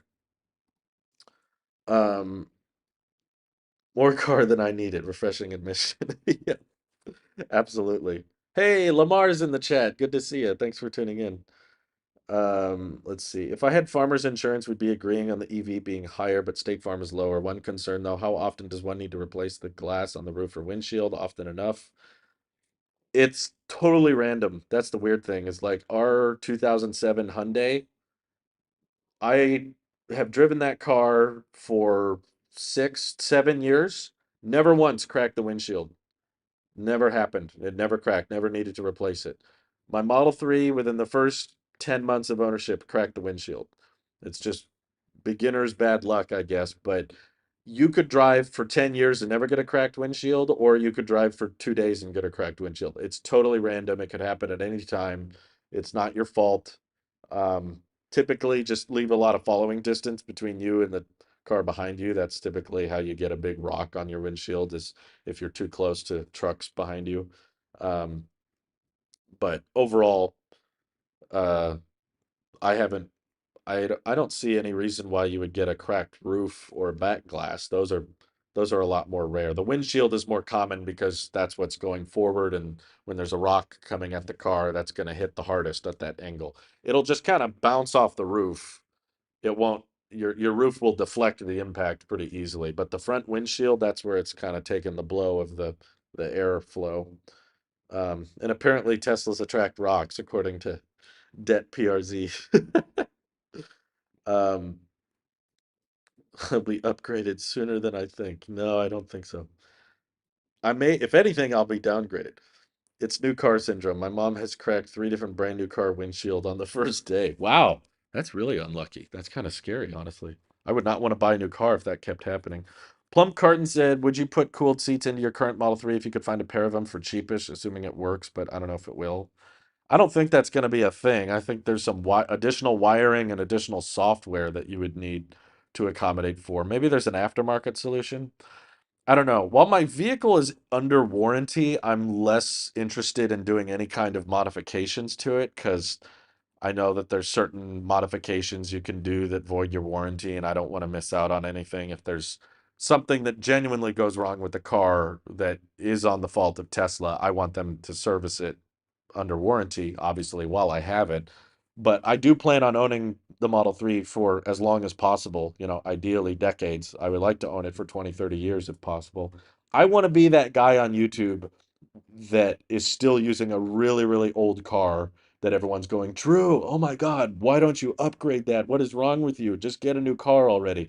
That's my goal. I want to be the guy that, like, okay, honestly, there wasn't really that much wrong with my gas car. The only flaw with it was a gas car, and I didn't want to pay for gas anymore. So I was like, okay, I'm making EV content. I'm running an EV YouTube channel. I definitely think I should own an EV. It feels weird to be making this many videos about EVs but not own one. And I did it for 3 years, I think. I made, or no, longer than that. I did like 5 or 6 years of EV content without owning an EV and just saying, well, one day I'll get one. Well, one day. And I was like, okay, I can kind of get by with owning a cheap gas car and say I'm saving up for an EV one day, but I'm gonna feel really uncomfortable and awkward if the gas car goes bad on me and conks out, and then I have to buy another gas car while making EV videos.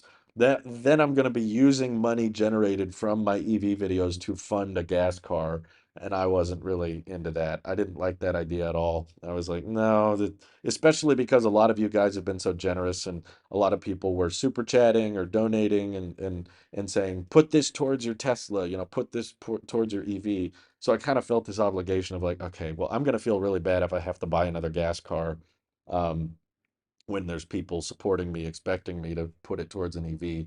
So, and of course, that's not the only reason. I definitely wanted one. I always wanted one from the beginning. I always hated gas cars, even before I knew what a Tesla was. I hated cars in general. But then I found out, oh, wait, there's cars that don't need gas. That's way cooler. That's way more awesome. Um, yeah, I would want to be the guy that is still using a 2022 Model 3 when everybody else has moved on to 1,000-volt architecture and super fast charging, and I'm the guy that's still plugging around with his old Tesla. Um, I thought about it before we bought ours. I was genuinely debating getting like a 2012, 2013 Model S, but I was looking at them on the used market and they weren't that much cheaper at the time, and I was looking into them and they had a lot of problems. I definitely didn't want a car that was going to be full of, powertrain issues. And those early Model S's had a lot of powertrain problems, and they didn't have autopilot. And that was kind of important to me. I was like, well, I want some self-driving tech. I don't believe in the whole robo-taxi thing, but I still want something that can do some driving assistance. And I preferred the look of the Model 3 and I preferred the interior design compared to the old Model S's and X's and stuff. So I thought about going just super old, super used, but I was like, no, I think if I'm planning on keeping it for the long haul, I should get a vehicle that's been in production for a while, so they know how to fix it and they know there's parts and availability for it, and it's not going to be one of those things that's super early, super beta, like first generation, where it's like, oh, we didn't know what we were doing, so now all of that model has this flaw, this design issue. Um, I don't think solid state batteries will be normalized in 10 to 15 years. I think Toyota just doesn't know what they're doing. Um, the biggest dilemma with EVs adoption in terms of battery tech is scale. You need to be able to scale up the battery production very, very high, and solid state batteries are not good at that. Brandon Kwong says, if someone totaled your Model 3, what would you get? I found it. I just found it. Let me queue it up. It's right here. It's in inventory as we speak. I could order it right now if I felt like it. This is a white on white Model 3. That's my favorite color combo. Um, 2020 Model 3 standard range plus 25,000 miles, and it's only, where's the price? Oh, it's down here. $31,200. That's an amazing deal. Um, that's fantastic. Basically, I love the Model 3 in its current state, and I would try to replace it with the most affordable car that offers close to the same set of features. I don't think I would go new. Um, that's my exact trim. Nice. Yeah, it's a good trim. That's a good choice. What did my Tesla replace? Technically, it didn't replace anything. We only had one car before we got the Tesla, and we still have the Hyundai, but we just usually let other people drive it around. I've kind of forgot about that. I was like, oh yeah. I left my Model 3 parked at a friend's house for this trip, but I also forgot, wait, my Hyundai is still parked somewhere. I don't even know where it is anymore, actually. Basically, we have family that comes to visit and friends all the time. And rather than them rent a car when they fly in and visit, we usually just let them borrow the Hyundai because it's cheap. It doesn't really cost much to insure. I think the insurance on it is like 30 bucks a month. The registration is cheap. It's so far so good. It's reliable. I think it's got 190,000 miles on it, but so far so good. I mean, nothing really has broken. The engine is fine so far. The reason we wanted to get a new car was because we knew that, okay, around the 200,000 mile mark is when this car is probably going to start having some kind of engine issues, and then we're going to be out of luck if this thing is in the shop and we don't have another car. So we figured, yeah, it's probably a good idea to have two cars as this car gets older. So we have the Model 3 and the Hyundai still. So it didn't really replace anything. It's old faithful. Only problem with the Hyundai is that it's running on gas. But for a gas car, it is pretty efficient. It goes over 500 miles on a single tank, but there's little issues with it, like buttons that don't work, and the cruise control's a little finicky, but like it gets the job done. It's good for driving around town. I don't like road tripping with it, but it's good for a guest car when we have family members come over or friends visit. They're like, oh, you want a car so you can drive yourself around? You don't have to rely purely on us. It's nice to just have a car to loan to people. Um, let's see. Every time I've had an old crappy car, I never have an issue with dents or accidents. I get a nice car and everyone else on the road basically becomes a kamikaze driver. That's hilarious. I know it's the new car syndrome. I think it's a real thing, which is, I guess, why I'm just waiting for my Model 3 to not be a new car anymore. I kind of want, I'm not against the idea. I like when you don't care about the condition of the car too much. Like, not so much like you mistreat it, like you abuse the car, but like you can still take care of an old beater car, but at the same time, like you don't mind if, like it gets a little dirty or a rock chips it, or someone in a parking lot opens their door and hits your car. When it gets older and cheaper, you start to have this kind of acceptance of just like, no big deal, it's not a new car anymore. When it's older and it's got some age to it and some character to it, I feel like that's kind of freeing, that's kind of relaxing to not think, oh no, my brand new car has been damaged. But of course, I still wanted a car that does all the things my Model 3 does. So I'm looking forward to over time, the Model 3 having many, many miles on it so that we no longer look at it as, oh no, the baby, it's been damaged. I still want to take good care of it, of course. I still want to keep it clean and wash it and everything, but um, I want to get to that point where I'm not paranoid or not worried about, oh no, someone door dinged me or whatever. Um, he watches podcasts to record. Wait, what? Which mic? Oh, basically Mike on the podcast. Do you watch the podcast they record without you? Oh, of course. I've been listening to all the podcasts. I love it actually. I think they're doing a great job. I feel like they don't need me anymore. They're doing fantastic. Um, my sister got a newish nice car like a year ago, and the kids at my apartments decided it would be fun to throw rocks around near it. Oh God. The old Honda we have, they don't start at because basically no damage. David says, I decided to get my first EV 4 years ago. Put a $100 deposit down, still waiting for my first EV. So I'm guessing Cybertruck then? I agree with you. Newer cars cause unnecessary stress. I agree. I think other than the Model 3, which I bought, that might be the only Tesla I buy new, to be honest with you. I can't foresee ever buying a new Tesla again. Um, and the Aptera. I think if I get the Aptera, I'll probably have to get it used because I'm going to use my referral points on it.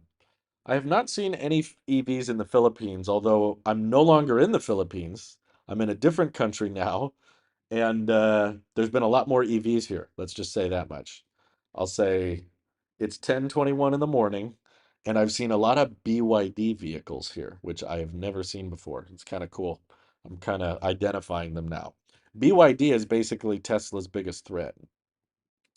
Professor Aggressor says, I saw on the latest Cybertruck interior shots they removed the behind the wheel instrument cluster like the SNX. Thoughts? Well, technically it never had it. There was a prototype once that had a driver cluster, but the original Cybertruck prototype didn't have one, and the latest prototypes don't have one. So I don't really consider that them being they removed it. Um, I think that's fine. That's good. They want to build lots of them. You know, if they're the SNX, they only build what, like 60, 70,000 a year. The Cybertruck, they're trying to build 250,000 a year. So I understand why they want to make it as simple and affordable and efficient as possible. I was in the Philippines because we're visiting family members. I have lots of in-laws that live there, and we were catching up with them and spending time with them and doing a little travel, looking around, going to the beaches and checking out places and that kind of thing. That kind of thing. And we're doing the same thing in this country. We're visiting family. I do live in the U.S. I'm just not there right now. I've been out of the U.S. for almost a month now, and in a month I still won't be back home. I'll be in the U.S. Soon enough, but I won't be back home. I'm kind of a digital nomad now. The thing is, we're just living a time where we have so many family members living in different places, and my parents moved away, and so we want to keep up with them. And I have nieces and nephews that I want to visit that are out of state. So um, that's why I'm in favor of, affordable, comfortable, efficient transportation like Teslas or Aptera. I want to find comfortable and efficient means of transporting myself across the country. I've got some family in SoCal, I've got some family in Idaho, and then of course family in California. So I've got family all over. Um, so that's why I have a laptop, and I'm grateful that YouTube lets me work from anywhere. So I can uh, I can just kind of work wherever there's internet, thankfully. Hopefully more stable internet in the future. I know this one's kind of been all over the place. Uh, except for all those BYD cars just put out to waste in those fields. Well, I've seen some real ones. I haven't seen the fields of the wasted ones, but um, let's see. That's the reason my car stays in the garage when at home. Fools out there don't have respect for your property whatsoever. That's unfortunately very true. Plot twist, your Hyundai got yeeted by the Kia boys and it's crashed into a creek somewhere. I wouldn't even really care that much. I'd be like, okay, cool. Now I don't have to pay for the registration and insurance on it. Oh, what did so Neil says, answer my question above. I'm looking for it. What's your opinion on Tesla's new base color change from white to midnight silver metallic? Oh, well, I already answered that. That's why I didn't answer it. It's fine because there's probably too many white Teslas, but I luckily I'm not in the market for one, but it's not my favorite color. Midnight Silver Metallic is actually my least favorite color, but it's okay because I'm not in the market for one. So no harm, no foul. No big deal. And then you asked, as far as tires go, would driving on autopilot cruise control on long trips at 70 miles per hour or less help me to preserve and resort to more tire changes often? No, I don't really think the autopilot or cruise control or anything has that big of an effect. I mean, I'm not a big expert on tires, but as far as I'm aware, the biggest wear on tires from Tesla owners is accelerating. If you slam the accelerator all the time and you like going fast, that's what's going to wear out your tires, not just driving at highway speed. Um, I consider myself to be more of a featherfoot. I accelerate very slowly and very gracefully because I don't like roller coasters, I don't like going super fast. I bought the slowest Tesla on purpose. I was like, yeah, I don't need the fast one. In fact, I would take an even slower one if they sold it. If it's possible to get a slower Tesla, I'll take that one because typically the slower ones end up being more affordable. Um, but no, I did a Starlink stream in the Philippines. It didn't go very well. Starlink is not good at live streaming, unfortunately. It's good at download. It's much better download than I'm getting here, but this place has far more stable upload speed, which is better. Um, so I'm glad Tesla changed the free color, but I'm not a fan of that free color. But no worries, because I'm not planning on buying a new Tesla anytime soon. Possibly ever. I might never buy a new Tesla again. I've accepted that. That's okay. Um, as opposed to Jackrabbit when not, it should be good. Yeah, that as far as I can understand, when you accelerate very quickly, you wear out your tires faster. So I just don't accelerate very quickly because I want to preserve my tires as long as possible. Um, it's trippy watching a live stream at 10 p.m. yet there is sunlight behind you. Yeah, it's morning for me. It's a very different world we live in, isn't it?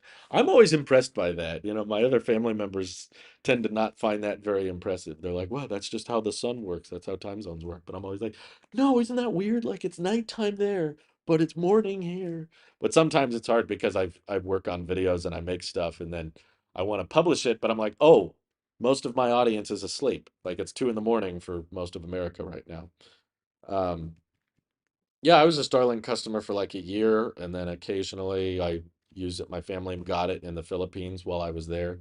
I unboxed it on my Talos of Tech channel, but it performed about the same. It didn't perform any differently than in America, but that's still cool that you can have the same internet access in the Philippines as America and basically get the same service, except in the Philippines it was much cheaper. Um, the fact that you said I don't like roller coasters explains your feelings on acceleration so much. I'm the opposite. Complete coaster junkie. Model 3 performance, put a huge grin on my face. It just makes me uncomfortable.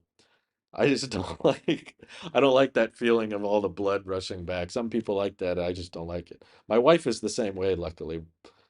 It would be much worse if one of us loved roller coasters and the other one didn't, because then we would be pressuring each other to do something we weren't comfortable with. I've seen a lot of marriages and relationships not do well when one party likes roller coasters and the other one doesn't. Thankfully, neither of us like roller coasters, so that makes life easier. And we both like accelerate very slowly. Sometimes on the highway you need to accelerate, like it's an on ramp and there's a big semi truck or there's cars coming and something dangerous is going on. Sometimes you need to accelerate, which the Model 3 still can accelerate very quickly if need be. But I keep mine in chill mode always. It's always in chill. David says, got 50,000 miles on my Model Y tires and they were still at 5 to 32, so could have pushed them further than that. I'm going to try to. I have the lightest Tesla I think they make. There were lighter Teslas in the past, but they don't make them anymore. That was back when they did the standard range with 2170 cells. So I think this Model 3 that I was showing you guys, I think this one is actually a little bit lighter, but pretty much I have the only Model 3 that is under 4,000 pounds curb weight.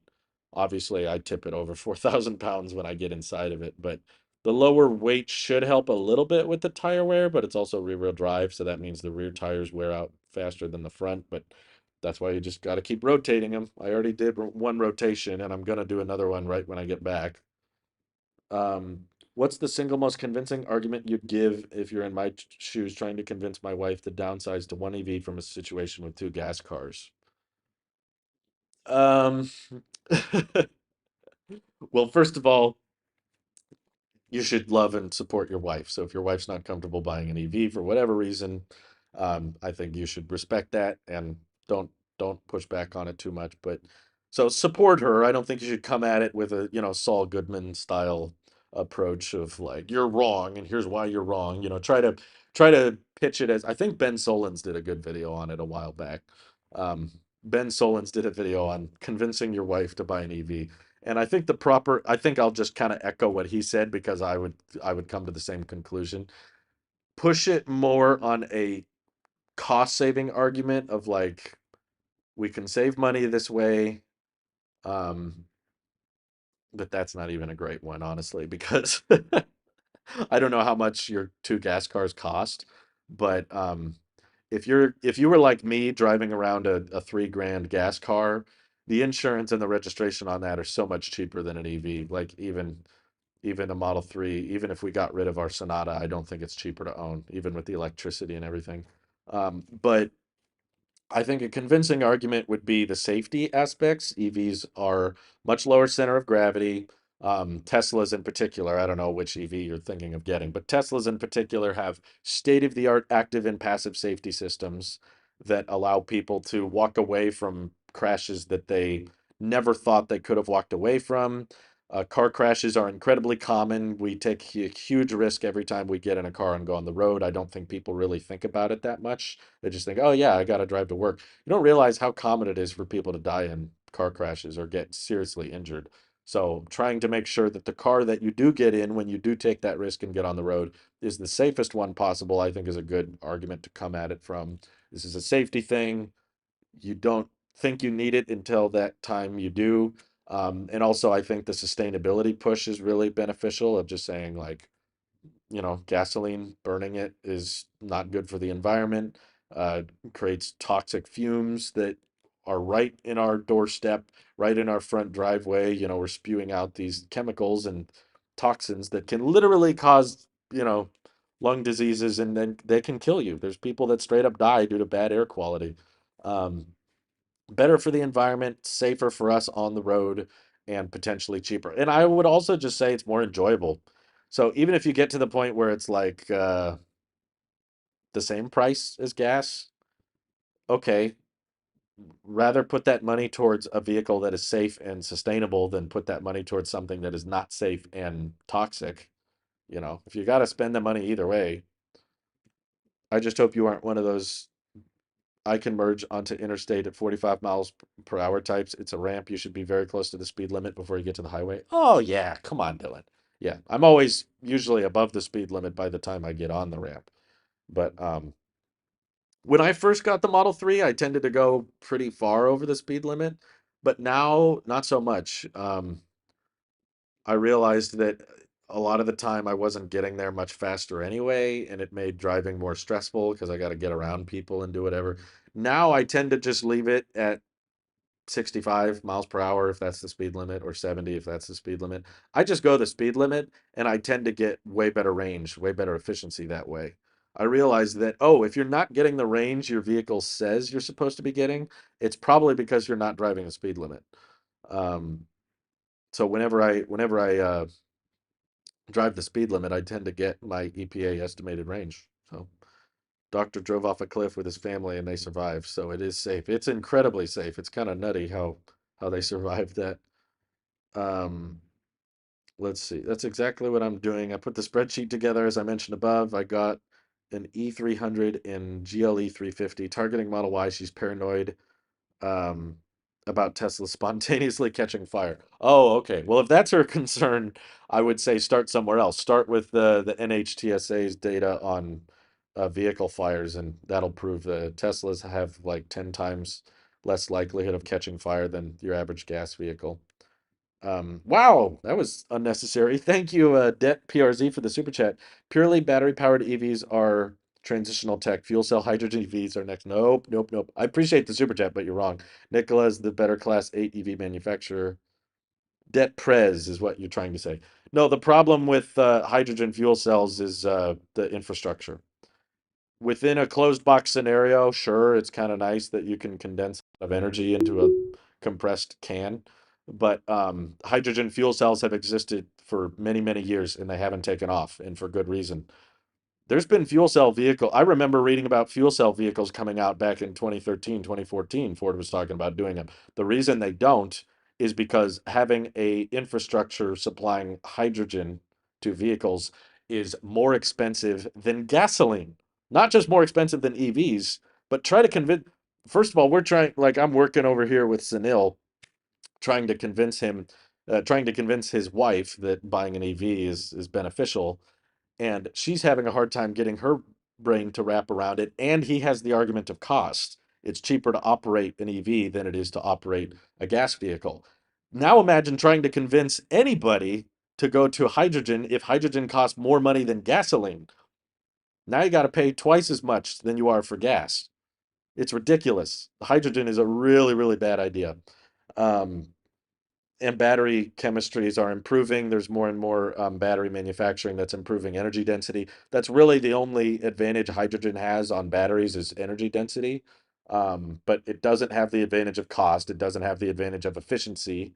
To produce hydrogen, um, to produce hydrogen at the scale you'd need for a vehicle, it uses far more energy.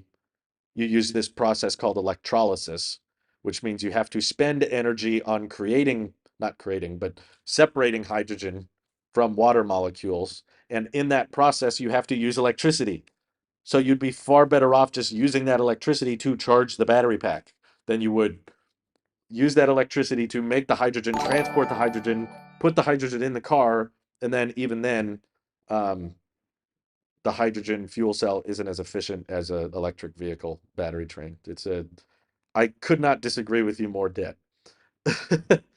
Thank you, Jackson, for charging the channel. For those curious, if you want behind the scenes updates or you want to ask a question before the live stream, you can charge the channel like Jackson for 99 cents a month. Yes, that's under $12 a year to support the channel. I appreciate it greatly. Thank you. If you want your name in the credits of the videos, that's only $2 a month. Um, let's see. I wonder how Toyota Mirai and Hyundai Nexo sales have been over the years. Not great. You'll notice that they've existed. Fuel cells have been around, but they're not going anywhere because no one wants to build out the infrastructure because it's way too expensive, and nobody wants to buy the vehicles in the first place.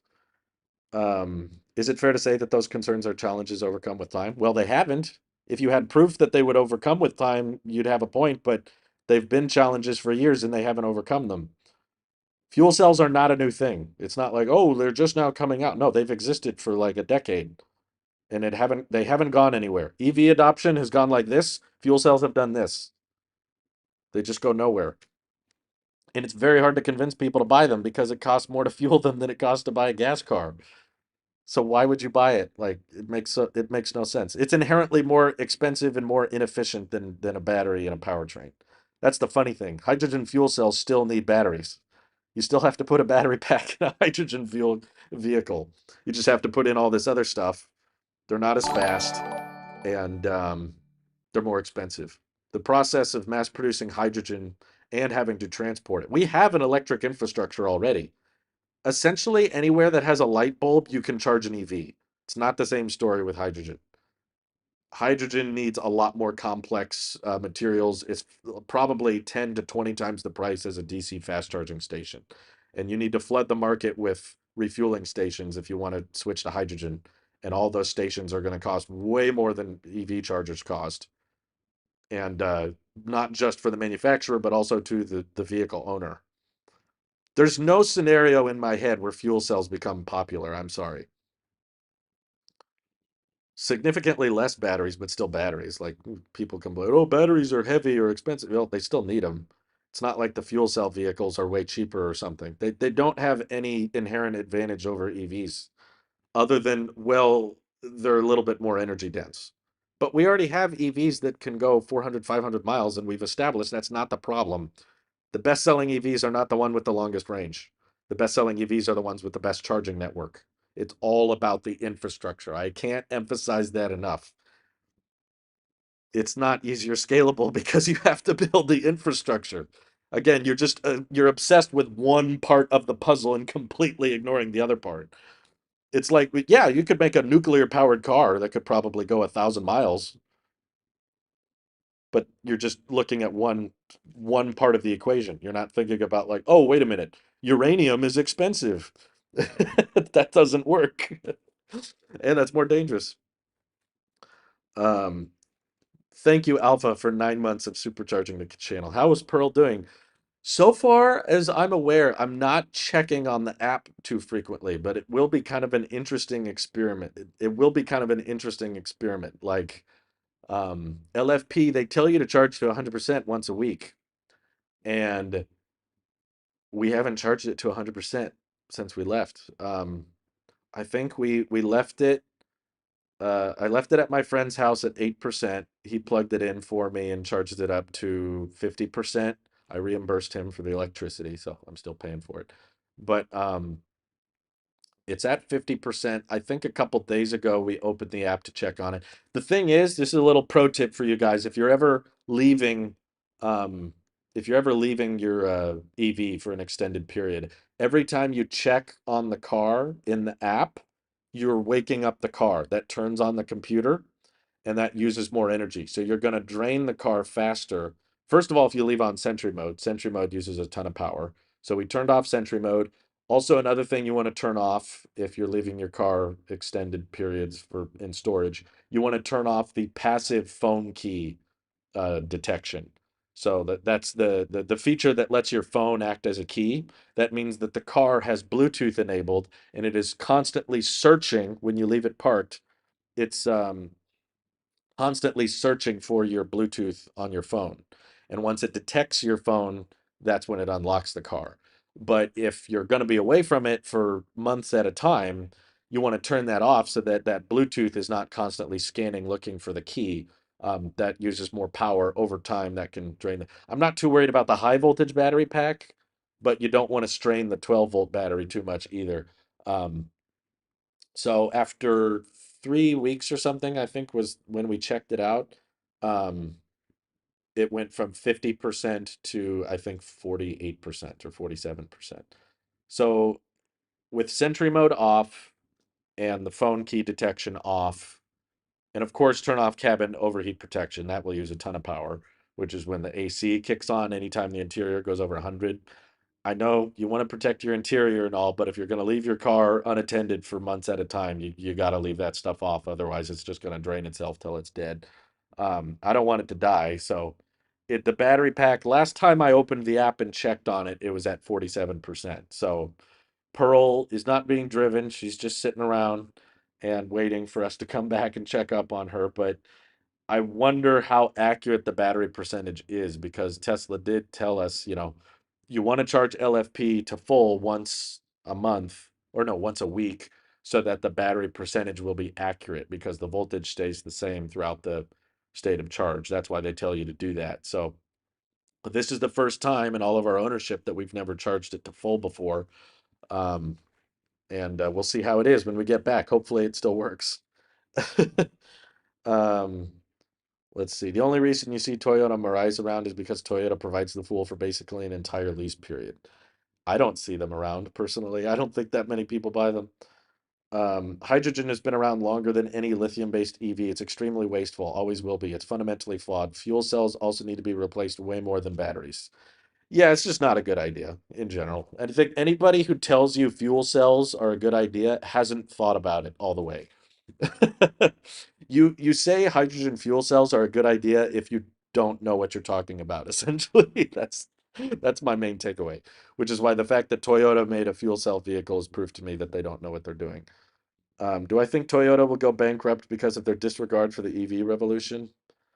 I think they're too big to fail. They can get bailed out. Governments will support them and prop them up when they don't deserve it. So no, I don't.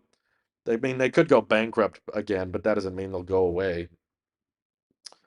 Um, you don't need to add the H to that, Sunil. If you're talking about charging speed, it's just kilowatts. If you're talking about battery pack size, you say kilowatt hours. I'm sorry. I know everybody gets uppity about that, but it bugs me. It bugs me more than it should, but just took delivery of a 2023 Model S last week. I love the car, but the taillights are really misaligned. I've yet to see one with the refreshed taillights aligned. There you go. I'm telling you, they're great cars, but build quality with Teslas, it's still an issue. We are going on a 3-week vacation. Do you think we should leave our Model Y plugged in? If you can, yeah, just keep the charge limit low. If it just there's no, you're actually better off keeping it plugged in if possible, because then it'll pull all of its power from the wall and not from the 12-volt battery, which you don't want to wear out unnecessarily. U.S. military is going EV. Suggest to looking into why if someone has doubts about EVs. Yeah, that's true. If the military wants electric vehicles, then um, hydrogen fuel cells may have a future, but that future is not in the personal vehicle space. I genuinely don't know what space is. I think when it comes to planes, it's going to be a mixture of biofuel and electric.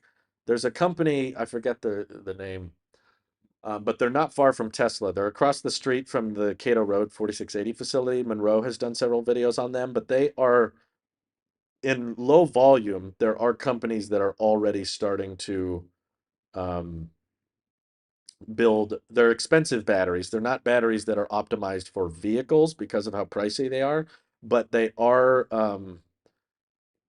in the realm of affordable for planes. You know, if you're building a battery for a plane, it can be a lot more expensive because of how much you charge people for plane rides and cargo air travel and that kind of thing.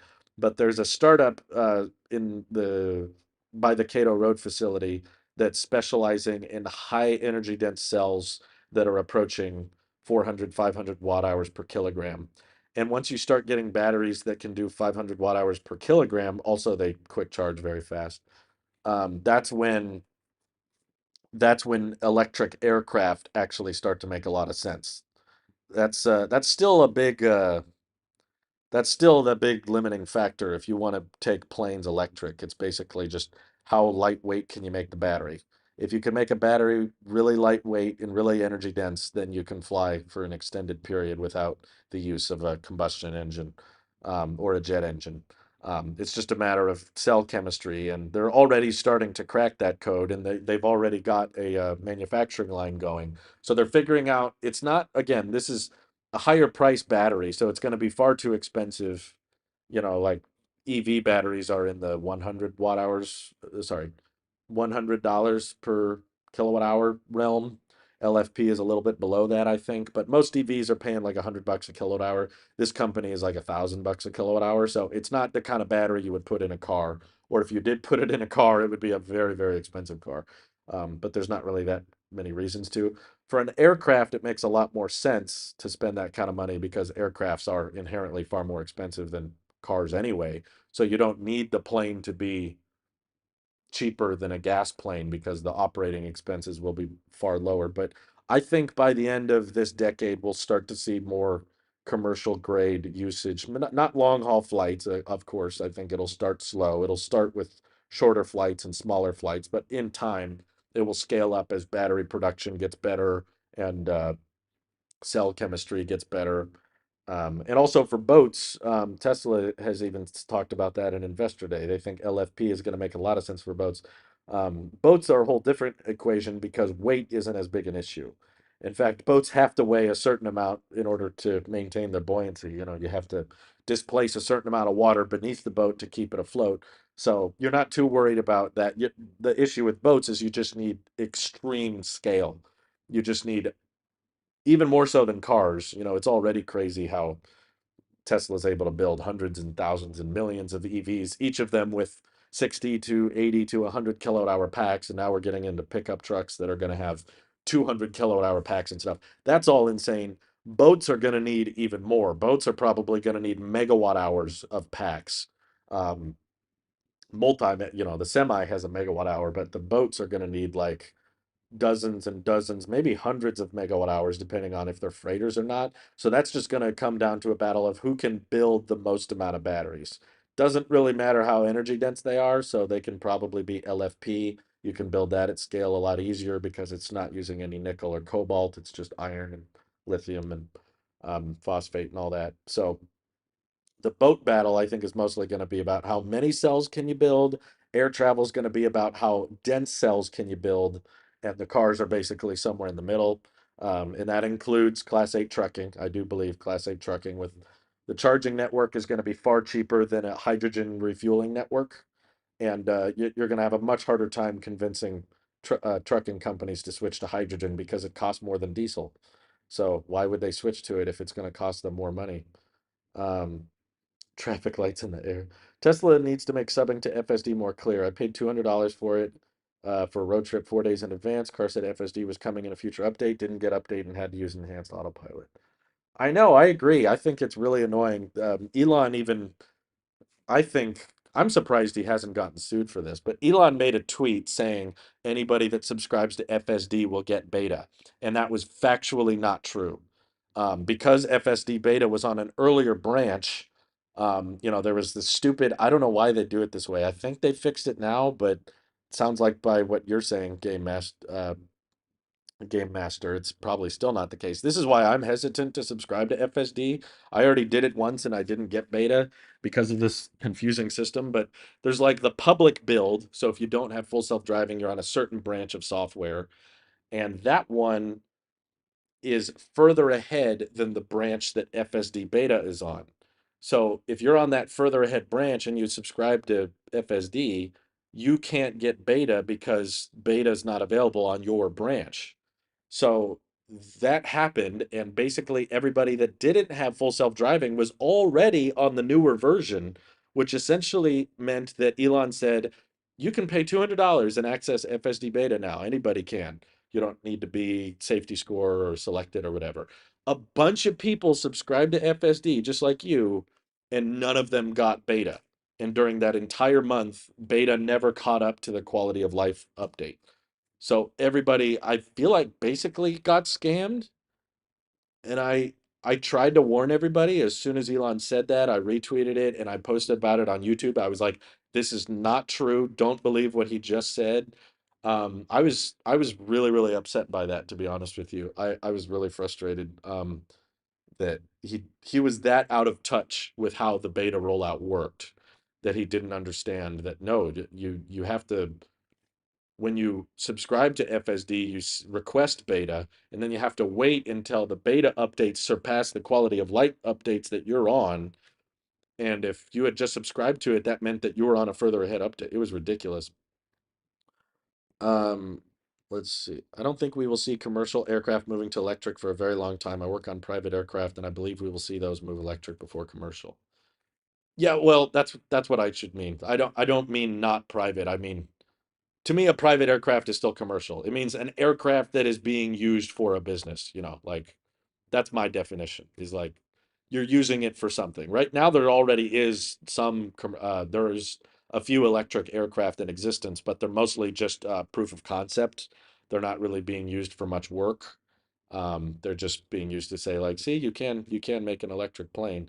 But I think it'll start in the private aircraft space, and then it will move into short haul flights, like not super long distance. Like there's a lot of flights, Spirit I've flown on several times, unfortunately.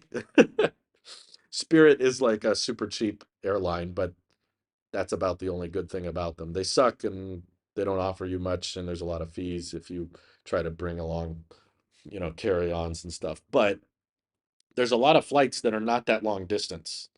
And those kinds of flights, like there's still flights that go from Sacramento to San Francisco, which is really quick. And there's a ton of flights that are just going from Sacramento to LA, SFO to Las Vegas, Sacramento to Las Vegas. Short haul flights are pretty popular. And if you started switching airline, like, okay, they're low range crafts, so they're not going to go over the ocean right away. That'll take probably decades before they're ready to do that. But those short haul flights will be a lot easier to switch to electric, and they'll cost a lot less than having to pay for jet fuel. Um, and then they just come in and they plug in, and they'll probably use a MCS charging system so they can quick charge it while they're loading up the luggage and passengers are getting on board. But no, I don't think it's something we're going to see in the next couple of years, but in my lifetime, I do think we'll start seeing more electric aircraft, but it'll definitely start with the smaller ones. I agree. The private aircraft that are just used for by individuals, that's already kind of started. Let me pull up an article about that. Electric airplane. Um, They're finally here. I can find a picture. There's a lot of concept art, but I saw an article. This one, NBC News. Here it is. Largest electric plane yet completed its first flights, but it's the batteries that matter. So this one's all electric, 750 horsepower, 2,000 pounds of lithium batteries. It's the largest electric plane to fly so far. They flew 100 miles per hour and they landed after 28 minutes. So yeah, it's obviously not that long, but they did uh, they did fly about 180 miles, which some short haul flights, keep it short like that. That's not a super common one, but it's already kind of possible. But this is more of a proof of concept. Again, I think it will start to become a bit more feasible within the next couple of years as the energy density gets higher. Um, let's see. EV aircrafts are an interesting concept, never crossed my thought process. Well, it just doesn't make much sense when the weight is this high. But over time, that'll get better. Do new Model 3s already have hardware 4? Nope. Pretty much all Model 3s are still rocking hardware 3. It's rumored that Project Highland will be the first Model 3 with hardware 4. Um, I can't imagine EV planes. The weight of those things will be crazy with all the luggage. Well, it'll be like a totally different equation because right now, jet fuel weighs something, but they actually change your altitude as the flight progresses to accommodate for that fluctuating weight of the plane. Because as you burn more fuel, your weight is constantly changing. So you go to different altitudes to maximize your efficiency. Airplanes are cool. It's like this big efficiency battle. They go to certain altitude because the air density is lower, and they will decline in altitude over time, increase that air density because their weight is getting lower too. So they've got this algorithm all tuned to, increase in altitude at the right time, decrease in altitude at the right time, at the right rate, and accommodate for their weight and everything. It's this whole elevation game. And that's all going to be totally different with electric aircraft because the weight is going to be the same the entire time. So you probably won't need to fluctuate in altitude as much. Or the way Elon has talked about doing it is you might have to increase your altitude really, really high at the beginning and then cruise at low air density for a longer period. Um, so the altitude way you would travel would be totally different as well. That's my point, Austin. Batteries are improving. There is a company, I'm blanking on the name of them. Um, Sandy Monroe did a video on them though. Let me find it because we're talking about it. I might as well. Let's see, Monroe Live battery breakthrough. They're already starting on production. Yeah, Zeta. Oh no, it's Amprius. That's what it is. Amprius. Monroe has done videos on them. This is the company that's getting into 400, 500 watt hours per kilogram, and the chemistry's the chemistry's really high, and they have a plan to manufacture them. So it's in its early phases, but yes, it is technically possible. They have the batteries, they're testing them, and they're working on their assembly line for them and everything. Graphite anode and silicon anode. Yeah, this is when they're getting into 2,500 milliamp hours a kilogram. That's crazy. It's cool stuff, but it's on the horizon. It's just now coming out. You think an EV plane would weigh a ton, but realistically, you're taking away so much, removing fuel. Plus, I'm sure that the 4680 Model Y, they can make the battery structural. Well, yeah, it's all kinds of things. You wouldn't need a combustion engine, is a lot more complicated, or a jet engine. Those are pretty big and kind of heavy, but the electric powertrain would be very powerful and very lightweight and very compact. Battery's always improving. Um, and you don't have fuel to carry around, but the fuel gets lighter as over time, so the batteries don't change in weight. Um, Scott says, I think at least commercially hydrogen makes more sense than electric. I don't because it costs more. Why would a business pay more for their fuel other than, well, it's better for the environment? Well, I would hope so that they would change, but biofuel is a lot more um talked about in the aviation industry, trying to make more efficient and cleaner forms of fuel rather than just hydrogen fuel cells. Um, it's still a cost argument. I don't know why everyone think, well, okay, well, for commercial uses it makes sense, but for consumer uses it doesn't. Why would the commercial care to pay more for something that does the same job? The only way you're going to convince commercial companies to switch is if it's cheaper, or they're forced to. So if you're in favor of the federal government forcing them to switch to hydrogen and make all of their expenses go up. What altitude means really high just before what is classified as space? It wouldn't go to space, but I think what Elon talked about was with an electric airliner, that's moving people, you might go to like 70, 80,000 feet rather than cruise at 30, 50,000 feet, because the air density would be lower. So the plane wouldn't have to work as hard, use as much energy. Um, you're saying that without subsidies and scaling efforts. So the government's going to subsidize all of our fuel? I don't think so. Um, Inherently, you can artificially make it cheaper. That doesn't make it actually cheaper. All my point is, you would need a large amount of hydrogen. We don't have a hydrogen infrastructure. There's not some factory that's mass producing hydrogen at scale that we can all tap into. But if you want that, if you build out the hydrogen infrastructure, you're going to have to spend a ton of money and time on pulling energy from the grid to make that hydrogen, which is going to be inherently far more inefficient and wasteful than just taking that energy and putting it into a battery pack. There's so much more losses with fuel cells and hydrogen, way more. And you have to transport it. It's so much easier to transport electricity, power lines everywhere. It's not that easy to transport compressed hydrogen. Scale doesn't magically make it cheap. We have scale. Electricity is already scaled up. You can plug in everywhere. You can't just say scale, that magically makes things cheaper. Okay, like my point is the same amount of money. Let's say if you invested $1 trillion on hydrogen infrastructure, you could get the same amount of energy out of $1 billion of electricity, or $100 billion. That is true. See how that's not a good argument? By just saying yes, no, provide some actual counter arguments, but those aren't good ones. Just say no. That is a reasonable argument, but no, you're wrong. Jet engines are more efficient at high altitude. That's absolutely true. But there's still less air resistance at higher. Jets need a certain amount of air. An electric aircraft, I don't think would need any. Um, let's see.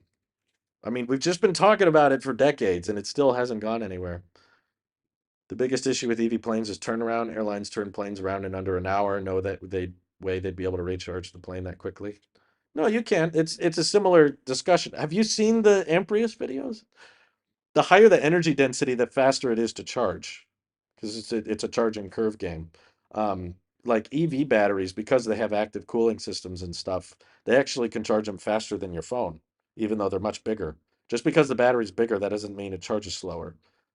With an MCS charging system, you could charge a plane battery at 3.5 kilowatts, and I would not say that the turnaround is that quick. I mean, yeah, it's probably quicker than 5 or 10 minutes, of course, but it still takes time to get the luggage on and off, the people on and off. There's a time that you need to spend to plug in, just like there's a time it takes to refuel a plane and take all the sewage off. There's a bunch of processes that they have to do to planes when they land. Just replace the jet fuel part with the recharging part. I don't think it's that difficult.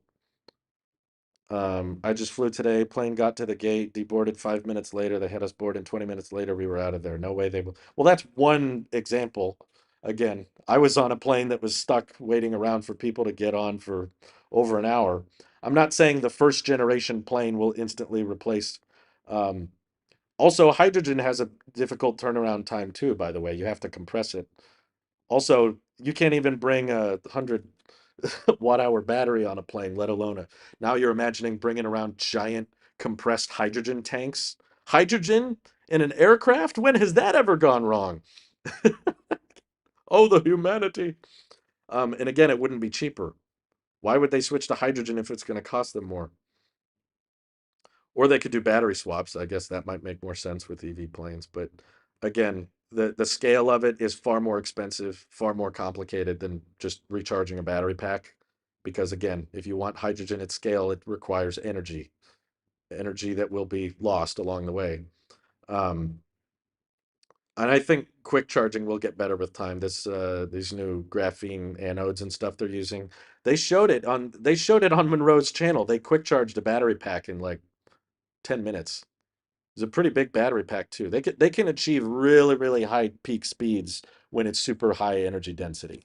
So I'm not saying it's going to happen overnight. I'm not saying all jet engines are going to be gone by the end of the decade. I'm just saying it's not going to be hydrogen. It's going to be biofuel or batteries for short range. Um, when do I estimate that I can have my Cybertruck truck in Massachusetts? I'm going to say end of 24. Hydrogen is also dangerous with high pressurization needed to store it. That's very true. The Hindenburg had a smoking section. How ironic. I bet they would do a lot of things differently. Um, Private sector would move first if the transfer were to happen, and all the mechanical parts of the aircraft that would need to change. Fuel cells are just not efficient, which efficiency matters a lot in aircraft. Pilots will love one pedal driving. That's great. Yeah, fuel's dangerous too, but there's not as much pressurization going on, I guess, with the fuel tanks. Um, Battery pack would probably be safer, much harder to puncture when you're in the air than it is to just create a spark or something. Anyway, I've been live streaming for a while now. I appreciate your guys' super chats. I love the discussion.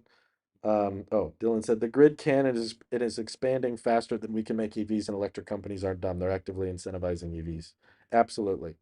I'm very much convinced. I don't think anybody has convinced me otherwise.